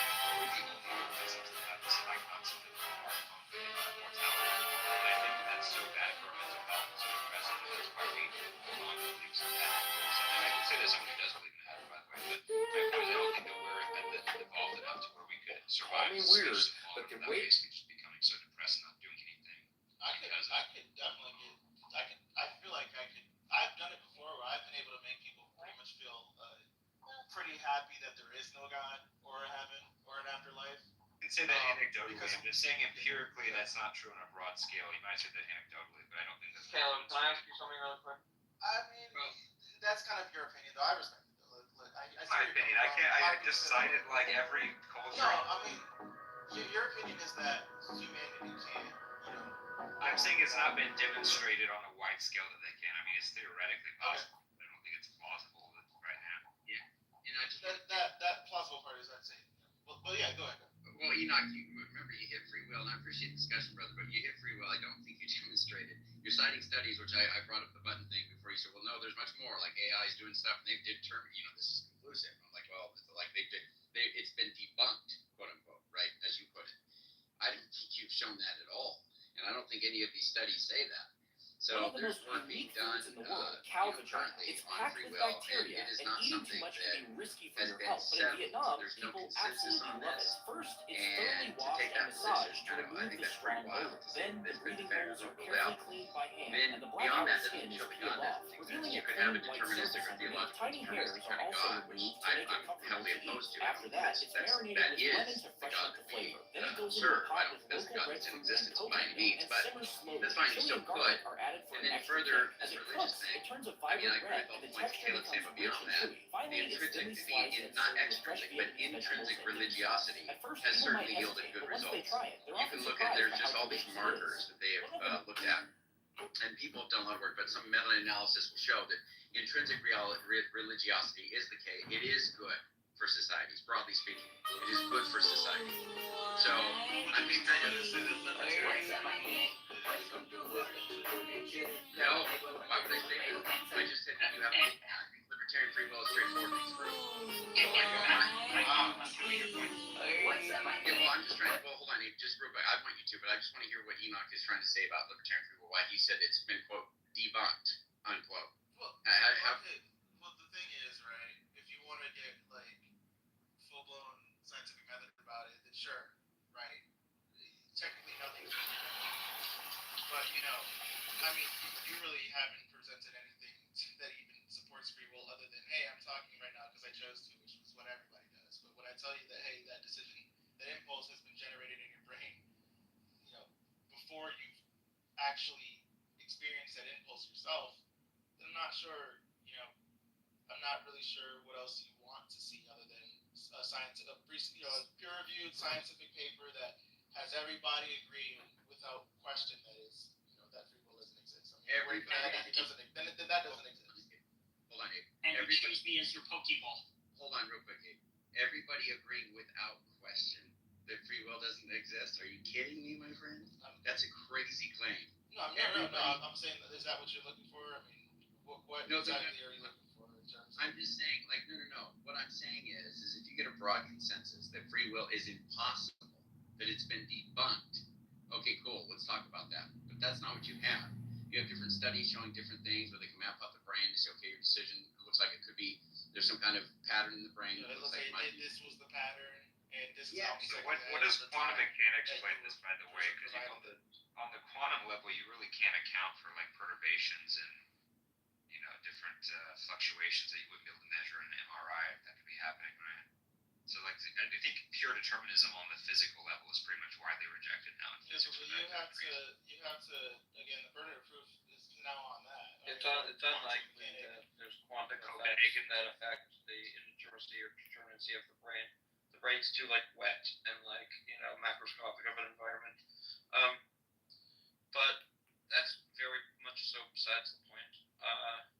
If Abe wants to ask Andrew a question, or if you guys want to keep going, I'll shut up. But I do want to ask Caleb a question about that. Yeah, thank you. You can go, and then I'll go after Mel, you after. Yeah. Thank you, guys. Andrew, it's just two things, because you've been in the room for a while. We got sidetracked when you were talking to, who was it? Johnny. I was going to guess. Yeah, thank you, Johnny. So it was just that Johnny was just making a very simple point, right? He was just saying that you're making a claim that God exists. You have the burden of proof. And then you kind of moved the conversation. Yeah, wasn't anything respectful. What he's saying is, I'm just saying, no, he had a challenge for all believers, people he hadn't even met yet. So it doesn't have to do with their claim. They can believe, but he doesn't have to know that. The challenge is, if you believe, you should be able to demonstrate it. demonstrate to God, that doesn't follow. No. But the point is this. Well, the point is this. Acknowledge it, but you should acknowledge it doesn't follow. It does follow. I acknowledge that you can know something without being able to demonstrate it to someone else. But the difference is, if you can't demonstrate it to someone else, you have to answer a very specific question, which is, how did you come upon that knowledge? In the analogy you gave when you saw your grandmother dying on the bed, it's pretty obvious how you came upon that knowledge. You can point to that experience, right? Hold on, Andrew, listen, we have a room full of people here. And if I ask you, how do you know God exists, you're just going to say, God revealed it to me. Yeah. I don't have to know that by which God does that. That's very weird. But here's the thing. Don't you think it's a little odd? You're a human being just like me. You were born on this planet just like me. Why would God choose you and not choose me? I can speculate. There's a whole bunch of the Bible has a lot to say about it, but I try to I'll tell you that I can see it. God may not want to reveal himself because you're not going to be an authentic respondent. You may just wanting to write God. But don't you see how these are all ad hoc? These are all post hoc explanations. These are not ad hoc because I didn't create them. They're biblical. And now so the Bible is ad hoc. No, the Bible's not ad hoc. Of course it is. Ad hoc is just creating something to apply to the situation at the time. I'm not doing that. That's what it's doing. When somebody believes in a God, they claim God revealed it to them. But when someone doesn't believe in a God, they say, oh, there must be a reason why you don't believe. Not maybe there's no God. But hey, it's very simple. If God exists, obviously his rhyme and reason is not mine. I don't have will, or I can't control God. But look what you're doing, though. I understand you can't control God. But in this whole conversation, you're using God as a bulletproof shield to shield yourself from your epistemological duties. Not at all. Look, if God exists, it's just real simple. It's just like you guys should be able to walk through this. It should be very easy. If God exists, he can reveal himself to you. You know he is. With You're not going to show anybody anything. Okay, but then in that case, then you can't expect anyone to take you serious. Over the sea, to me. Come with Apollo in bridal dress, shepherdess and pythoness. Come with Artemis, silken shop, and wash thy white thigh, beautiful God, in the moon of the woods, on the marble mount, the dimpled door of the amber font. Dip the purple of passion prayer in the crimson shrine, the scarlet snare, the soul that startled in the eyes of blue to watch thy wantonness weeping sweeping through the tangled grove, the gnarled ball of the living tree that is spirit and soul and body and brain. Come over the sea, your pan, devil or God, to me, my man, my man. Come with trumpets sounding shrill over the hill, come with drums low muttering from the over.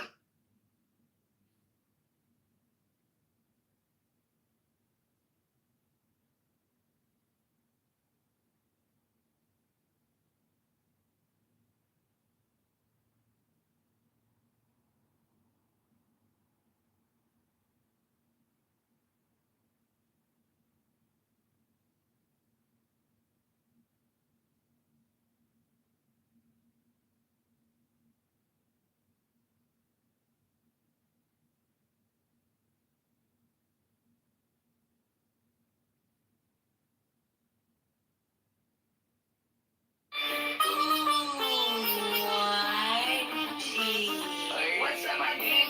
Welcome to Hood.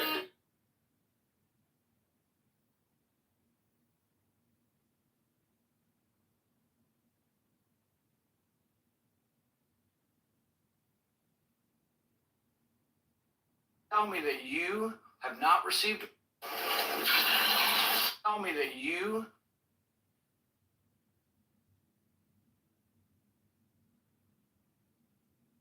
This is no ordinary fish. It's a real dinosaur fish. Its skin is so tough that you can think of it as level 3 bulletproof armor. Even the razor-sharp teeth of piranhas can't tear through it. And sometimes even crocodiles fail against it. In fact, you'd need a hammer just to cut through its skin. But the most terrifying thing is the way it hunts. The moment it spots its prey, it sucks it in with lightning speed. And then, how the prey's blood flows out through its gills, you can see it for yourself in the video. So don't forget to like and subscribe after watching.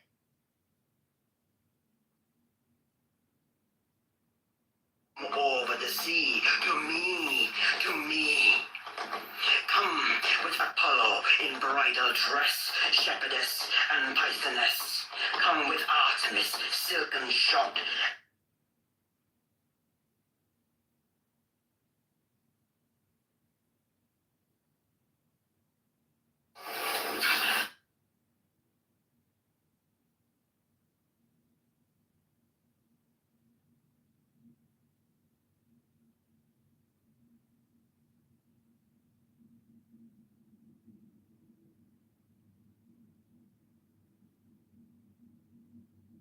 Africans, is it because you're black? Are you oppressed?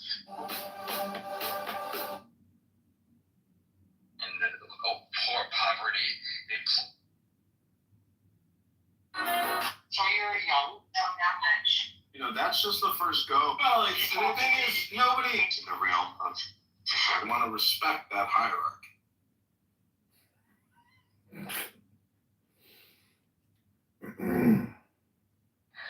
I thought you were.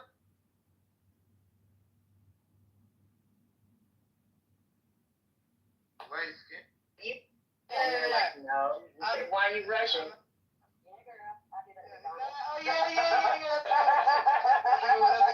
That's a good one too. Welcome back, Dr. Sasha, to another episode of Low IQ Dumb People that talk about nothing and waste all the time on Monday Night Live. Hello?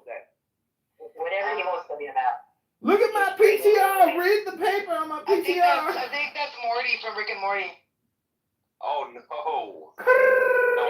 Booty, ripping it all up. Big one. Okay, let me ground the room for a second. So wait, you had asked. Honey, I left. Shut the fuck up. You know what? Let me drop him real quick to the good. Ooh. Yeah, it's Okay, well then go on mute then. Like I can fuck with I can fuck with you, but damn, just chill for a second. So me and Honey were talking before she left. We were talking about The Simpsons. Remember, Honey, I was telling you how she had that petri dish experiment? Yes. Okay, so now Captain is familiar with Rick and Morty. So you're familiar with the episodes, right? You watch it, Captain? Yeah, no, I love it. Yeah, okay, me too. So you're in the episode when No, well, I'm giving you a reference. You'll recognize it if you do, if you don't do it. When Rick and Morty, they had a battery. They had a battery that Rick had invented for civilization, right? No, I'm lying. Rick Stanton had a battery for his spaceship. No. Rick Stanton had a battery that he needed for his spaceship, right? But so he created like a civilization that he enslaved them to just work and live life just to power his battery, like in the charger. Like, it was funny. But he was their god, right? And so whatever he said, they would follow his doctrine and whatever. And it was similar to what The Simpsons did with Lisa's Halloween episode, where she was the petri dishes god, remember? And then the civilization had evolved so fast that they created like some spaceships to go attack Bart, because Bart was the devil to them, because he was attacking Lisa because he was always picking on her. So the civilization in the petri dish decided that was the devil and that they were going to attack him because they keep attacking their god. And so that's what I was trying to explain to you guys, that how do we know we're not sitting in a petri dish? Or like, what was your analogy, honey? That's awesome. She's like, yeah. You're on fire, white. What do you mean? Sorry, I was away from my phone in a whole other side of the house. I'll be right back in here. So what I was saying is, now you gotta fucking run, feel. Look into one place the other. I was muted, man. I left my phone in the bedroom, and You know what you need to have your people install? One of those fucking walking escalators. You know, they have at the airport, so you ain't even gotta run. You can just chill out, like, bro, I'm on my way to this side. Like, see your people in front. Like, what are you? I'm going to the airport now, bro. This ain't the airport. Like, give me a scooter. I'm gonna give me a scooter. I'm gonna be running over dogs and cats and shit. Yeah, or get the house, you know what I'm saying? But I don't know how that would go work, because it's gonna crash the shit. That walking escalator not gonna work. Like, okay, so what I was saying is, with Elon Musk, like, he keeps talking about going to Mars, right? So what if we are in your firmament and we can't get out of this place? We're locked in, first of all, and Mars is not actually a planet, but it's another continent that's hidden from us. Okay, so let me finish. You know, so what if? another Wait a option. minute, let me land. Let me land this. You know what I mean? Like, you know what I mean, honey? We could also just stop ruining this fucking planet. Okay, right. so if there's not an actual Mars, and Elon elects all these people to go into outer, okay, well, we're gonna have to put you in stasis because it's a long travel, and we'll wake you up when you get there. Well, what if these people are being put under, and they're put in these little pods where they're being utilized for their electricity in their body to power the 15-minute cities, and then they're given virtual reality, so they think they're really living in real reality, but it's virtual, and they're being sucked. And we're being psyched? I don't know. We're like, you yourself become a Baghdad battery. You become a Baghdad battery. Dead, man. That's a new episode of Black Mirror. So this is why. I tell everybody. Honey, I remember I said I think God is the sun. Remember I said that one day. This is why I think God is the sun, because we have this electric current, that's the spark that lights our life, and that's why I believe God is still the sun is still God. Or they're getting the sun from us now too. No, the sun is actually what's the commands for God? You know what I'm saying? Shit. No, that's deep, sister. That's deep. We don't know that though. It could be all speculation, or it could all be true. And we're in a very special place in our history, right? Because we are going through the shift, bro. It's the reality is fiction and fiction is reality. Like, that's a fucking crazy ass. Like Bill Hicks. Bill Hicks. You guys know Bill Hicks? Truman Show, man. I do, darling. I know exactly who Bill Hicks is. Yes, I do. Yeah. Yeah. No, fuck that. But yeah, like that. I used to like good stuff. He's a genius. They try to make you know what? You were good. Christians, you're not good. But Christians will always believe in the Bible, right? And I follow Jesus myself, okay? But listen. Well, wait a minute. Christians tell you that aliens are not in the Bible, that there aren't aliens in the Bible, but they don't even know their own book. Because the people of Enoch, when they said we were grasshoppers in their sight, those were the Anunnaki.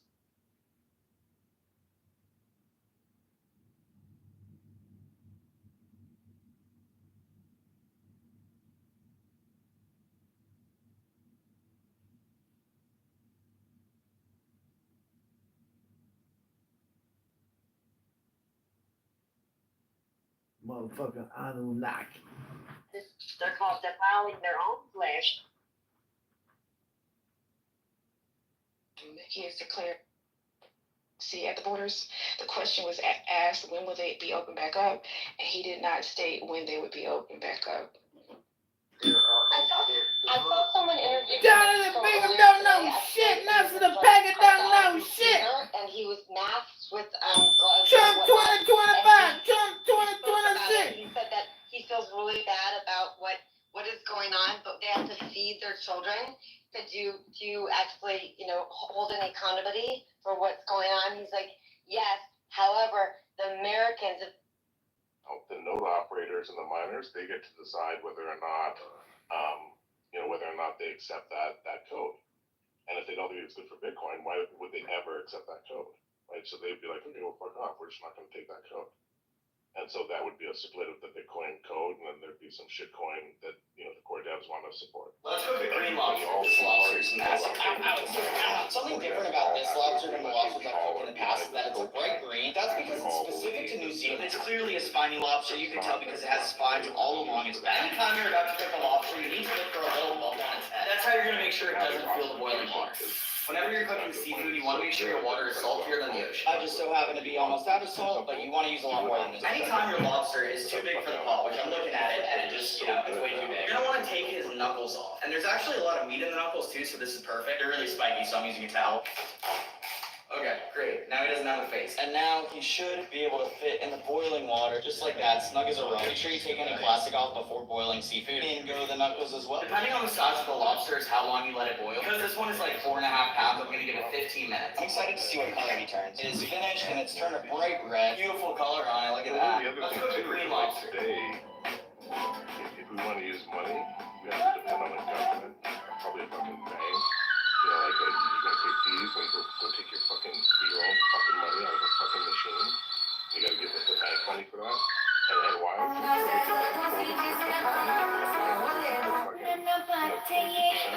Credit card. It's just fucking rapery. It's rapery that's unnecessary. Over the sea, to me. Bitcoin. Bitcoin's like, fuck you. You can't take my fucking money. You can't come and say, oh, the court said this, or that you owe this in taxes, let me come and garnish it. No, fuck you. You can't fucking touch my money. There is no third party. I can send $1 million to someone in fucking Russia tomorrow and handle. Let's go hoisting the vacuum balloons now. Yeah, that's right. Hey, Britton, congratulations on the Nuggets. That was a pretty good finish. Oh, did you watch that? That was crazy. I couldn't believe that. Oh my god, I have to. Oh, he was comedian.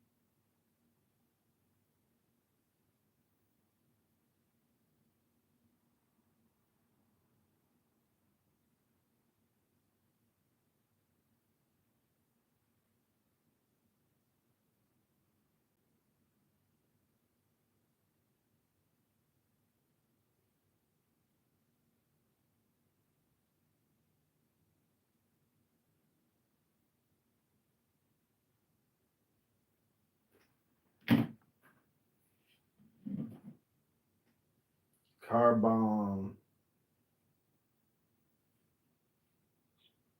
Hello. What up, Carbon? Hey, what's going on? I'm chilling. Debating whether I should get a piece of pizza. Pizza will save the world. Pizza, pizza pie. Just a little pizza will save the children. Come on, Richard.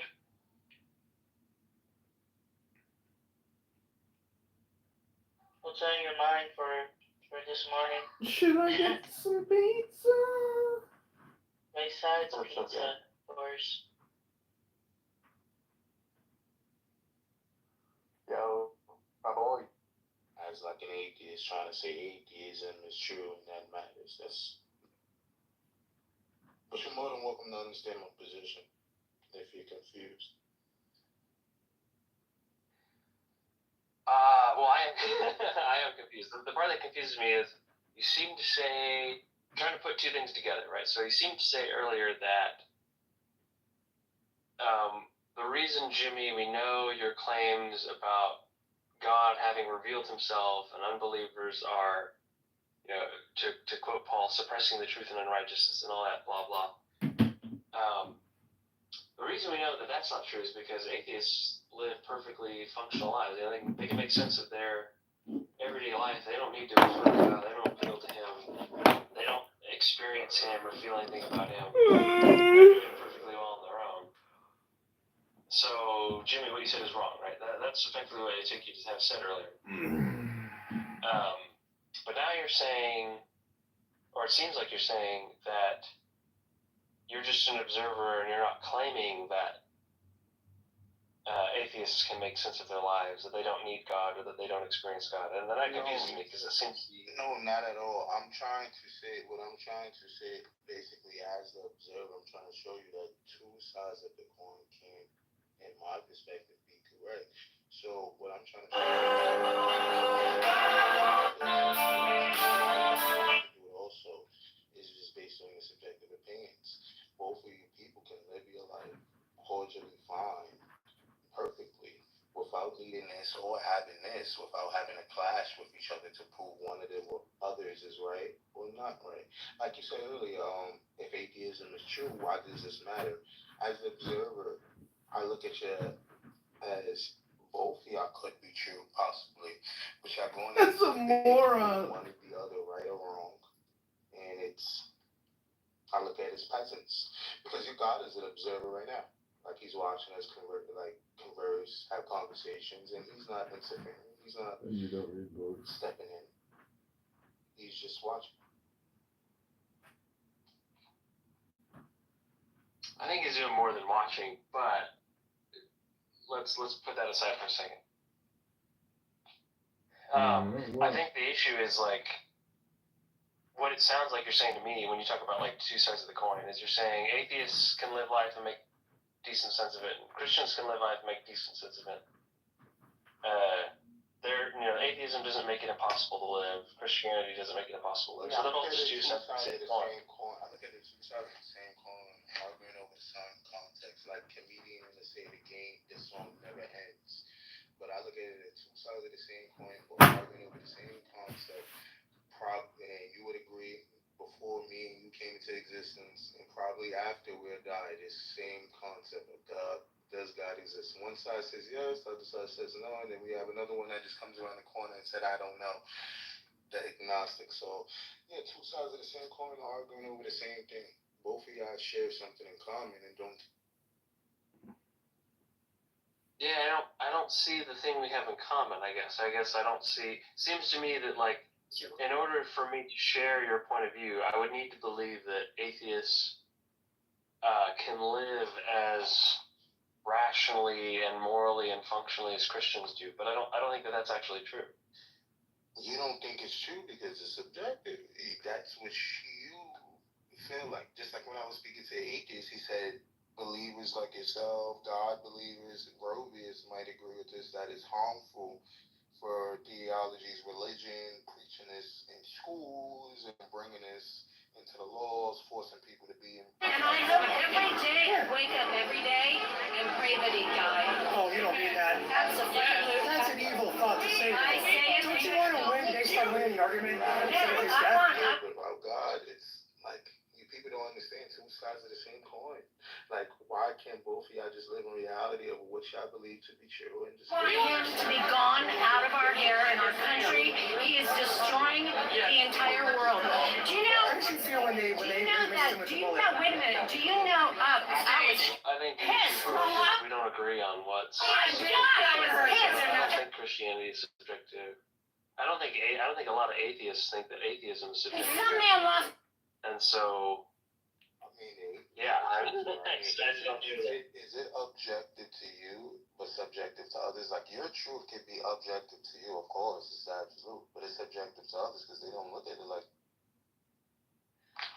I don't think that objectivity is relative to how people feel about it, right? I think that's the whole concept. The whole concept of objectivity is that it's something that's extramental and so not contingent on. If you get any type of an internet router, whether it's this is another the small one, specific an belief set NCO. that they happen to have. There.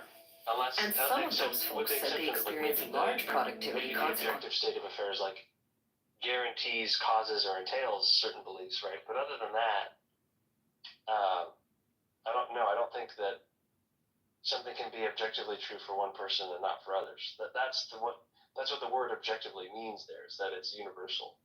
So if it's universal, why everybody is not just a believer in God? We talked about that, remember? So I don't know how familiar you are with Christianity, but the Christian story is that, after God created the world, humanity fell, and we've been fallen ever since. We've been sinning, we kill people, we rape people, we pillage. Human beings have a pretty sordid history. We're not very good. And that's why the Christ of Christianity had to come down and die, because our Creator is a just God, and somebody has to pay the price for all of our sins. Now he's gonna screw my whole life Jesus up. said that and offers reconciliation. Regurgitates it, they just tangle themselves all up. So to answer your question more specifically, right, like the reason people do not affirm Christianity is because even though they know that it's true, like you do, they do not affirm out loud that it is, because that's uncomfortable. This ass, I'm gonna have to cut it. He's got my hook, putting ourselves underneath this God figure, we may even have all these beliefs about how this is an old fairy tale religion, has these outdated ethics, says some pretty brutal things about cutting off the tip of the penis, it's weird, et cetera, et cetera, et cetera. I mean, to some extent, it's like, psychologically, I've been a sinner too, I understand why somebody might think that. But the issue, I think, ultimately, at the end of the day, is we have daddy issues. We don't like God.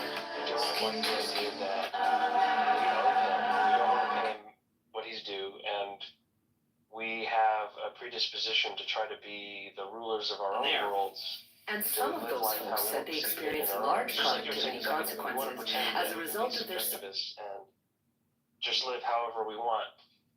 Subpar internet access. The researchers then ran. So that is why not everybody agrees. So, right, we all know it's true deep down. They're secretly lying to ourselves for fun, right? So, it must be exhausting to you being the only one brave enough to face the truth. Everyone is apparently too scared to admit. It's not even that I'm brave, man. I wish that I could take credit, but I can't. It's not that I'm brave, it's that God is very merciful, and he invites everybody, you and me and Vincent and Roybus and the comedian, I don't know who that is, but he invites everybody to believe in Jesus and to be saved from their sins. It's an open invitation to everybody. Very merciful God. I'm not some smart Plato figure who crawled out of his cave and saw the high forms of reality and came back and told everybody else. We've heard from I'm a dummy. from today, I'm just another white trash dude from California who God was very merciful to, and I've seen, in virtue of his son, I've seen his grace, and I would hope that other people would experience that same love for them too. That's all there is to it. It has nothing to do with me being smart for seeing the light. Read minds, brother? No, I can't read minds. Okay. So then you actually don't know what I believe, and you just assume. and call an assumption true, that's not faith, it's like projection. See, all right. So this is what I was saying earlier. So there's like two things I want to say here. So one is, I'm not claiming to read your mind, but it's God's testimony in Scripture as to what everybody believes, right? So you got to take it up with Him. If you disagree with Paul in Romans 1, if you disagree with Job in Job 28, disagree with David in Psalm 19, and if you disagree with them, yep, that's it's not up to me why I to was disagree saying. or ugly. I'm just showing you it's just basically a subjective opinion and just making assumptions. You get what I mean? So this is like somebody else could just come with a different interpretation and just tell me something different, and then I'm just looking at them like, okay, you get what I mean? So it's just all based on how you feel at the end of the day. The song that never ends. Canadian. I agree. Well, I think that if your point of view is somebody can always come along and interpret something differently, then they could just say the same thing about that claim itself. What? What? The claim that you're making, that the Bible can be interpreted differently. Is that not true? What I'm saying, no, I don't think it's true, but what I'm saying is... You don't think it's... Whoa. Hold on. The way you interpret the Bible, somebody doesn't have an opposing view on it? You're Calvinist, huh? Yeah. No, I didn't seem like it's probably a Trinitarian. Like, yeah, I mean, it's Christian room open right now. Sister Cherry, I'm not saying Calvinists are worshippers of the devil. So, two people do interpret it in two different ways. Of course. Yeah, no, I'm just saying it's not... Oh, yeah. I was saying I don't believe that it's open to like an infinite number of interpretations, but you know, even if it were, the retort that I'm making is, there is no reason to dismiss the Bible as so open to different interpretations that it's merely subjective. Why not? Unless you were willing to say that everything you say is open to so many interpretations that what I believe you mean is subjective. Like what? Like what you're saying. Subjective that you don't agree with. No. That's not the point. The point is not whether what you're saying is subjective. The point is there would be no reason to think that the Bible is subjective because it's so open to it. I never said that. I never said that at all.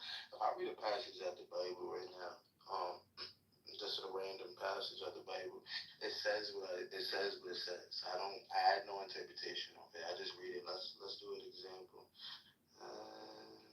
Lady Surah, you are barred from this court's counsel until you are once again presentable.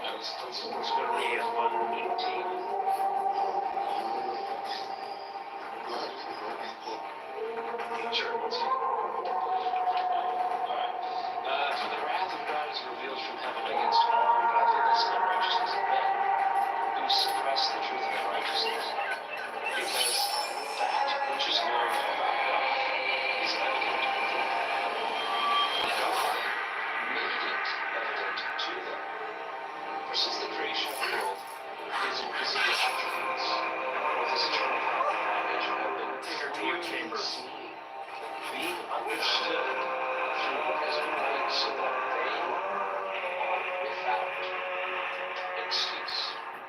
For even though they knew God, they did not glorify him as God in their things, but they became futile in thoughts, and their foolish heart. You are barred from this court's counsel until you are once again presentable. We can read as much as you want, but it seems very clear, right? Like, unless you think this is false or underdetermined or subjective, etc. This very clearly teaches that sinful men are the recipients of God's revelation. Right there, subjective. Right there, what you just did. Right there, what you just did. Right there, what you just did. Prove my point right there. Right there, what you just did right there is absolutely subjective.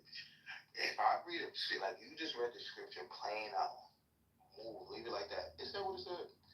Once you give me your interpretation of what you feel it to be saying, that's when it opens somebody to come with a different view, to challenge you of what you're saying. At that given moment, it's irrelevant. Like what you're saying makes some point. I'm not saying I disagree or agree with it. I'm just showing you as the observer right there. Are you okay? No, I'm okay.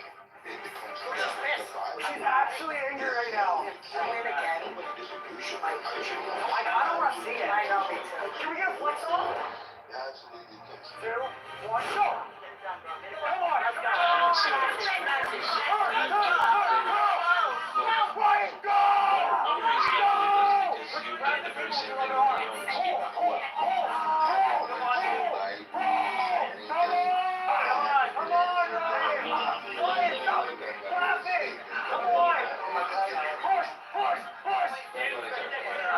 You have said things, and then you followed up by clarifying what you said you meant to. Right? Just the same way that I just spoke the Bible and then clarified what it meant. So clarifying what something means You can make decisions, you can study the plans, you can change your life, you can grow immensely in the next few years, you can make your dreams come true. My personal question to you is why not you?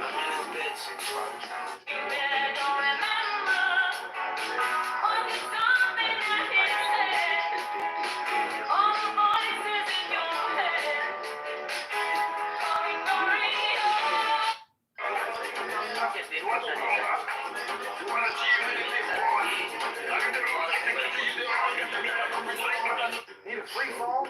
Listen, if you are on SNAP, Medicaid, SSI, or Section 8, you qualify for a brand new smartphone with unlimited service, absolutely free.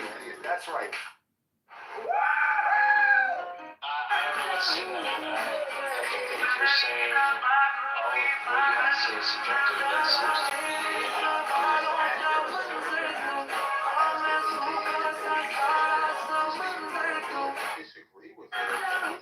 Don't waste your life. Are you coming to the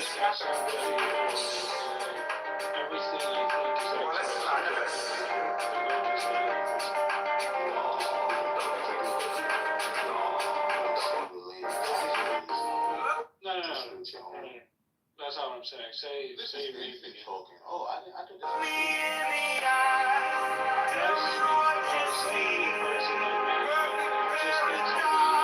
If you want to be wealthy and happy the rest of your life, just learn this lesson well. Learn to work harder on yourself than you do on your job. I have found in my experience that income does not far exceed personal development.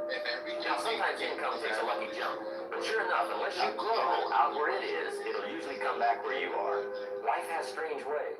If somebody hands you $1 million, It's subjective stuff.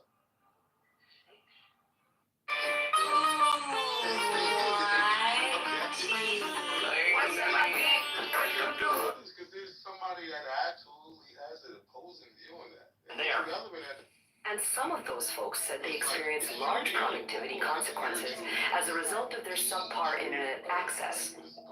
The researchers then ran a study to see what would happen if everyone over the sea to me. Come with Apollo. I had a lot of things to do today, but you know what? One of the most interesting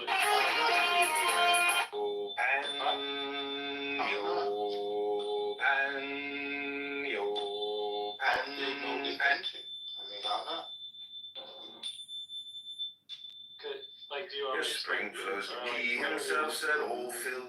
Okay, so when I think something is true in like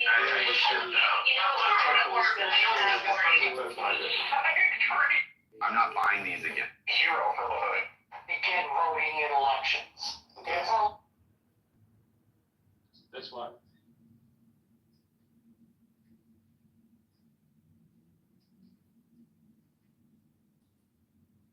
You. Then what? Like what? Okay. Well, that's all obviously a stupid view, but the point just goes to say, like, I agree with you. Like, from our belief, like, from the same person, He approached the Emperor with an offer, a cannon bigger than any weapon the world had ever seen.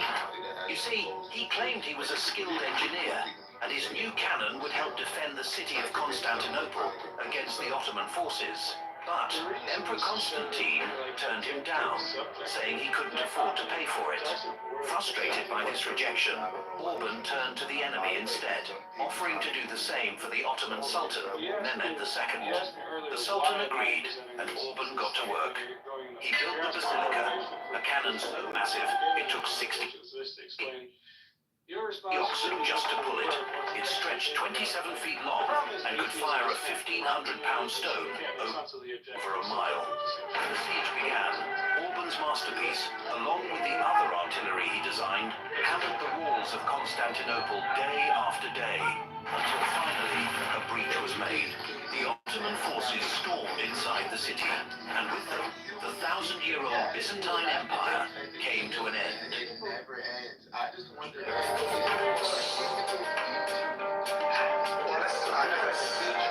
What's your big idea? I'm this. There's postmodernists that think everything they think is good. Is it so? You want to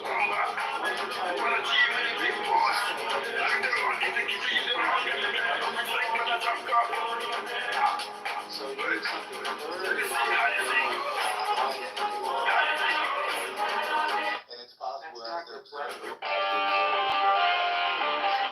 that you know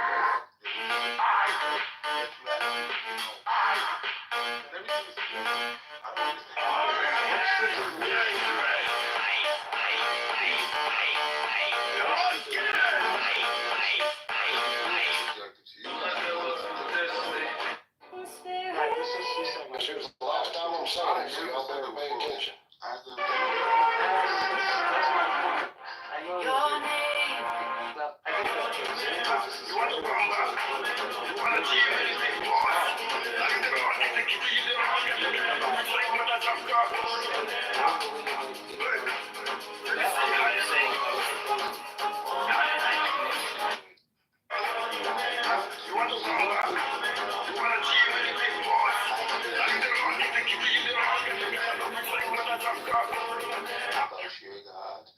Can be true to you only, and to whoever believes in your truth, and the atheist or the agnostic truths can be true to them. Instead, y'all will be clashing in this arrogant ego conversation, trying to figure out who was right and who was wrong. And you know this been happening before you probably came into life out your mother's womb, and probably be happening after you die. I just wonder. It doesn't even make sense. How that? Other than like what you're doing is just subtly equivocating. You're like, yeah, what you're saying is you may believe that, and other people can believe that, and we can just go and say, well, that's true. Like, there's nothing wrong with it. That's not the dispute we were just having. So you just said it makes no sense, but you just said there's nothing wrong with it. So what's wrong? Like, make it mine, Vincent. Is it something wrong with people living their life holding to the view that God doesn't exist, and you can live your life holding to the view? That's not what I said. That's not what I said. Didn't make sense. What didn't make sense was the subjective, objective dialectic before, in order just to say, well, that's just true of your view, not true of actually reality. The whole point of the thing is to provide an argument, right? Like, that's what he's trying. He's giving you like a run-of-the-mill tag argument. I can see what he's doing. So when you say it's subjective to you because you believe it, that's just not a correct way to go about the matter. That's what I'm saying is incoherent. And then you kind of switched what I said in the middle of what we were talking about to say, oh, well, what you're saying is that people can't disagree. No, I never said that. I said people can disagree. It's not the fact that they disagree. It's just the disagreement doesn't show that your claim is subjective. Like, there is no justification for those. There's no, like, that's what I'm saying. It's claim for them to show that they claim is subjective. Say? There's nothing for them to show, right? There's nothing for them to show. Mm-hmm. Put more meat on the bone. There's nothing. You talking about the atheist, correct? I was just talking about you just a minute ago. We're talking about the observer. There's nothing to say about me, brother. I'm just showing that y'all been doing this forever. Like the brother brother just said in the chat, the song that never ends. When does this end? When do we come to a conclusion? All of us in humanity can say, I know you're probably going to say it just doesn't matter. Does God exist? We all can stand on. Does God not exist? Or we all just don't know. Do you ever know when this ever ends? Or we will just have to wait until death to see? The obvious point here is that we already think like there's good reasons to believe God exists. We were trying to give. I think Jim was trying to give some of those motivations with some kind of tag argument. That's just stupid, man. I'm not. You gotta give the arguments why God not exists. I can pick a hard atheist in here right now that shows why God not exists. What methodology do I use to watch the peasants to come to the conclusion of who is true and who is false? I just have to wait till the last minute. Because all you're doing is saying, okay, all your beliefs are unjustified. Even though you're not like saying you're saying it, that's all you're saying. It's just not really, it's just a claim. It's all it is. I never said any of that. It's like they assume and all look through the conversation. Nah, that's just what you're saying, bro. It's like you don't get what you're saying, but everyone else does. You just have to make assumptions instead of ask the question. No, it's just not. It's okay. When you ask, is it subjective? Are you saying those are just my beliefs and there are no justifications for them? Is that what you're asking? I'm not saying there's no justification. I'm just asking, is this based on your own opinions, and it's not like a universal fact that we all... That's just to ask if there's no justification. See, that's what I mean. I never said that. Okay, well, you don't have to say it. Like, it's a trick question. You know what I mean? The trick question? Yeah. Why? You have, because once I show you the entailment, you just deny that's the entailment when I ask you, and then after I answer, the conclusion is just going to be you slip back the entailment. It's a bait and switch. You say the language doesn't entail there's any that I'm making any claims about the justification status of your belief. And then you turn around right after the fact and say this is justification status of your beliefs. Is that there is none, which is the entire point. Oh, it's alright, Nick. I mean, Vincent, I'm sorry. It's alright, brother. It's okay if you can't answer the question. Like that, even that rhetorical thing shows you're not being honest. Because like the whole point is just like, hey, look, I hear what you're saying. I'm not. You further clarify. There's no attempt on your part because you know that's what you're doing. It's really bad. I'm not doing anything, brother. I just watched. Would you use a lobster as bait for fishing? I watched you as soup. What do you mean by soup? Are you saying it's an objective truth that your opinion is that you're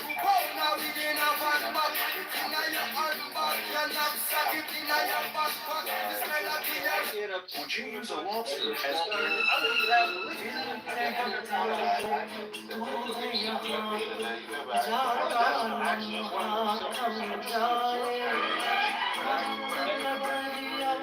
I think that concept's like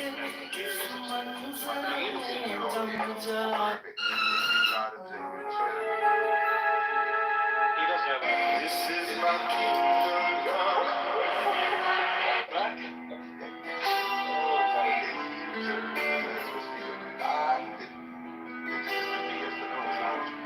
Where do you think he's observing? I'm just asking. Yeah, I'm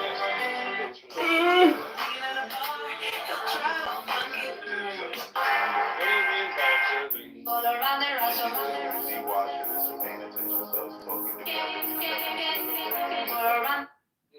Is that going to be an objective definition or your subjective? Yeah, you could do that. So, give me a second.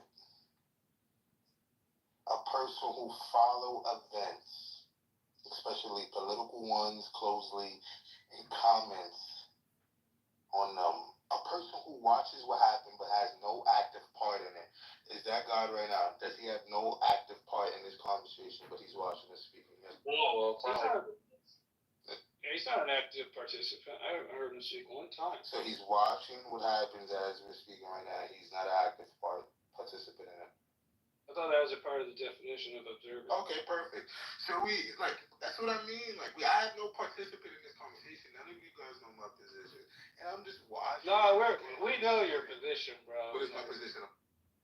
Believe in God's for dummies. You guys are dumb. There's no justification. It's just your subjective belief. Yeah, you did. I never said that on my mouth in this room.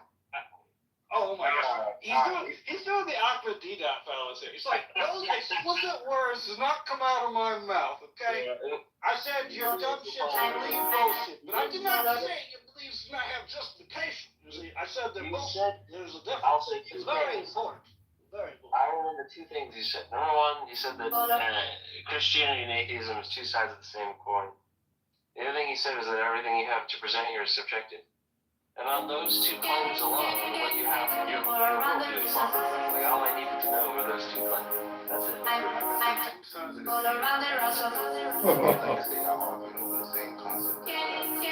You know what makes me feel pain? When us small content creators put so much work into our videos and try to make them so entertaining, we get a minimum of 300 views, and then like in a maximum of 500. But these girls on TikTok, you know what makes me? I had that one viewer, and that viewer made me keep going. And each day more. Week 2, I started averaging 4 viewers. Week 3, 8 viewers. Week 4, 20 viewers. So on and so on and so on. So I streamed every day. I didn't care about nothing else but YouTube streaming. Calm as the peacemaker.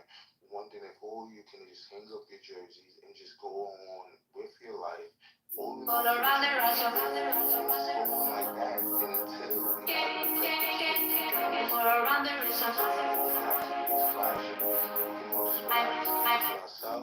and just live our life. So I don't look at anything which I say as bullshit. I'm just wondering, when does this end? When do you guys come to peace? That's all I want is peace. When Christ returns, that's what we come. Exactly. Well said, bro. Exactly. So until Christ Morons. comes, no peace. Just wars, soldiers going at it with one another. Why are you so preoccupied with lack of peace? Peasants. Why does that matter? What do you mean doesn't matter? I mean, if you want to sit here and go through the war and do this forever and ever until your subjective opinion of Christ, your subjective opinion of Christ coming, sure. I mean, I'll just be sitting back where your Christ is at. Oh, waiting to see if it ever. We tell ourselves, bro. Listen to my question. Death is the only. Listen to my question. Why do you care so much about this lack of peace? Why does it matter? The same reason God gives. Well, I mean, I would never put the comparison that I am your God, but at the same reason, I'm trying to wonder if you God.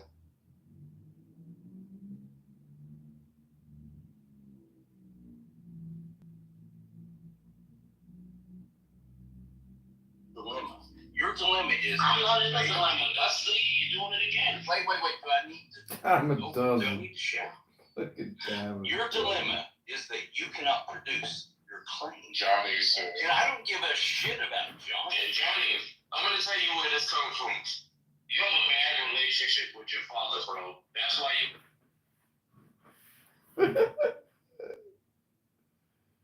Oh no. That's a what? What does that mean?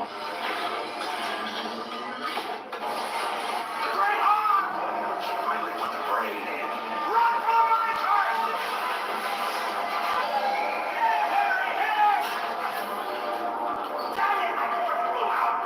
Why are we stopping?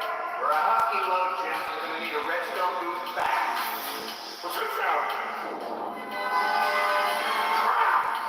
My cricket farm. We gotta get to the redstone!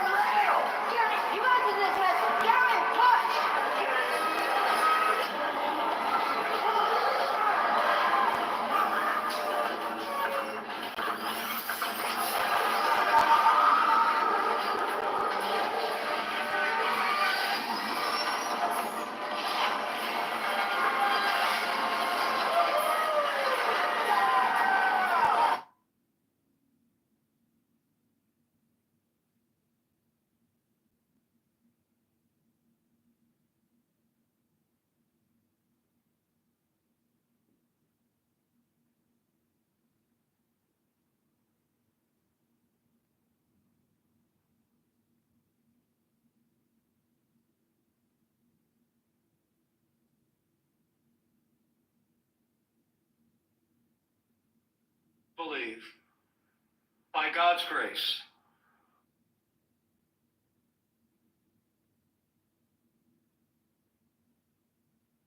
I did my duty that day to support the peaceful transfer of power under the Constitution of the United States of America. Bad data.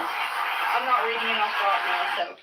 I will It's always feeding believe, intentional bad data to AI, and it can be good because it helps by God's you grace, look for what is it, con artist AI. So it's used for that, for good, But you gotta or for understand, evil, to this is screw what up your we do. AI. We will continue to show Make up it give bad at outcomes. every protest from Look at anybody him, Fiddle Dee that Dee, is got something protesting right. against our president.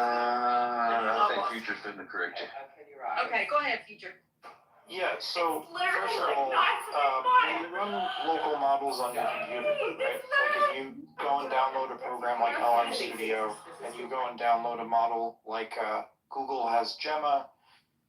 I'm waiting to see when Grok is going to have a good one for us. Meta 4 is the latest from Facebook, but that one takes too much memory to run because while it's open source, it's inconvenient to run because you need a very big GPU to fit memory to start it up. When you start these models up, the ones that are small enough to run on your computer are fucking dog shit.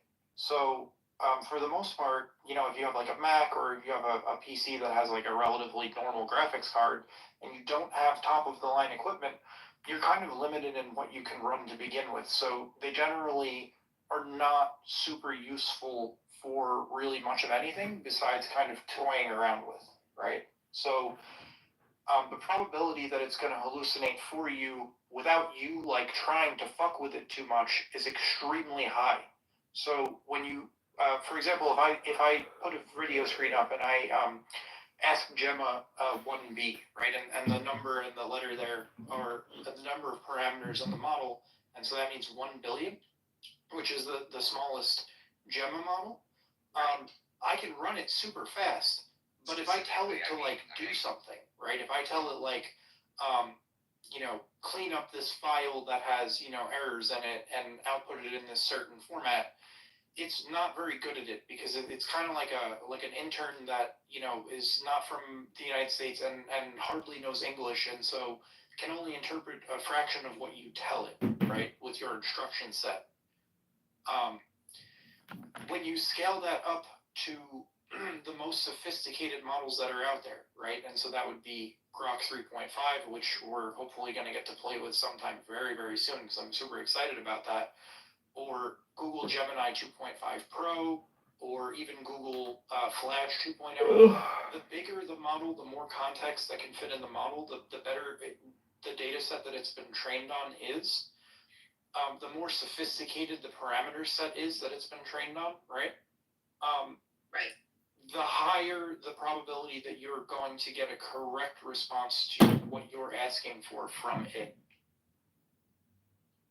So, in the context of like what a normal person would be doing to perform adversarial AI, right?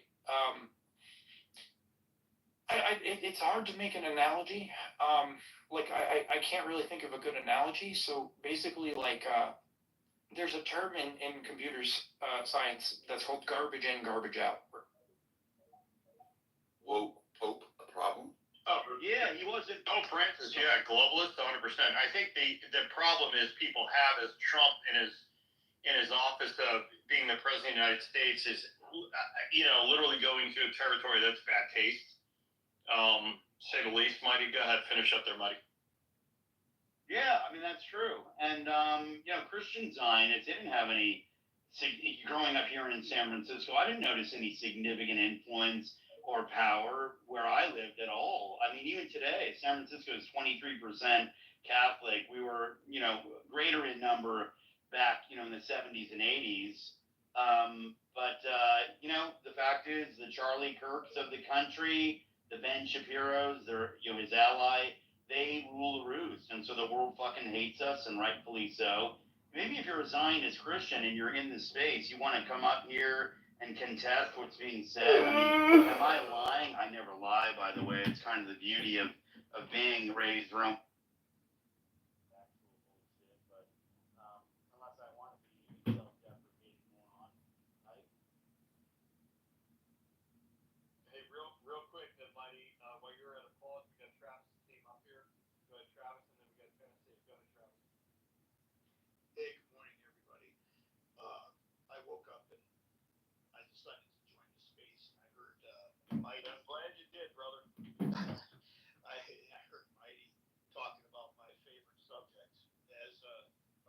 drummer because I grew up with music all my life and stuff like that.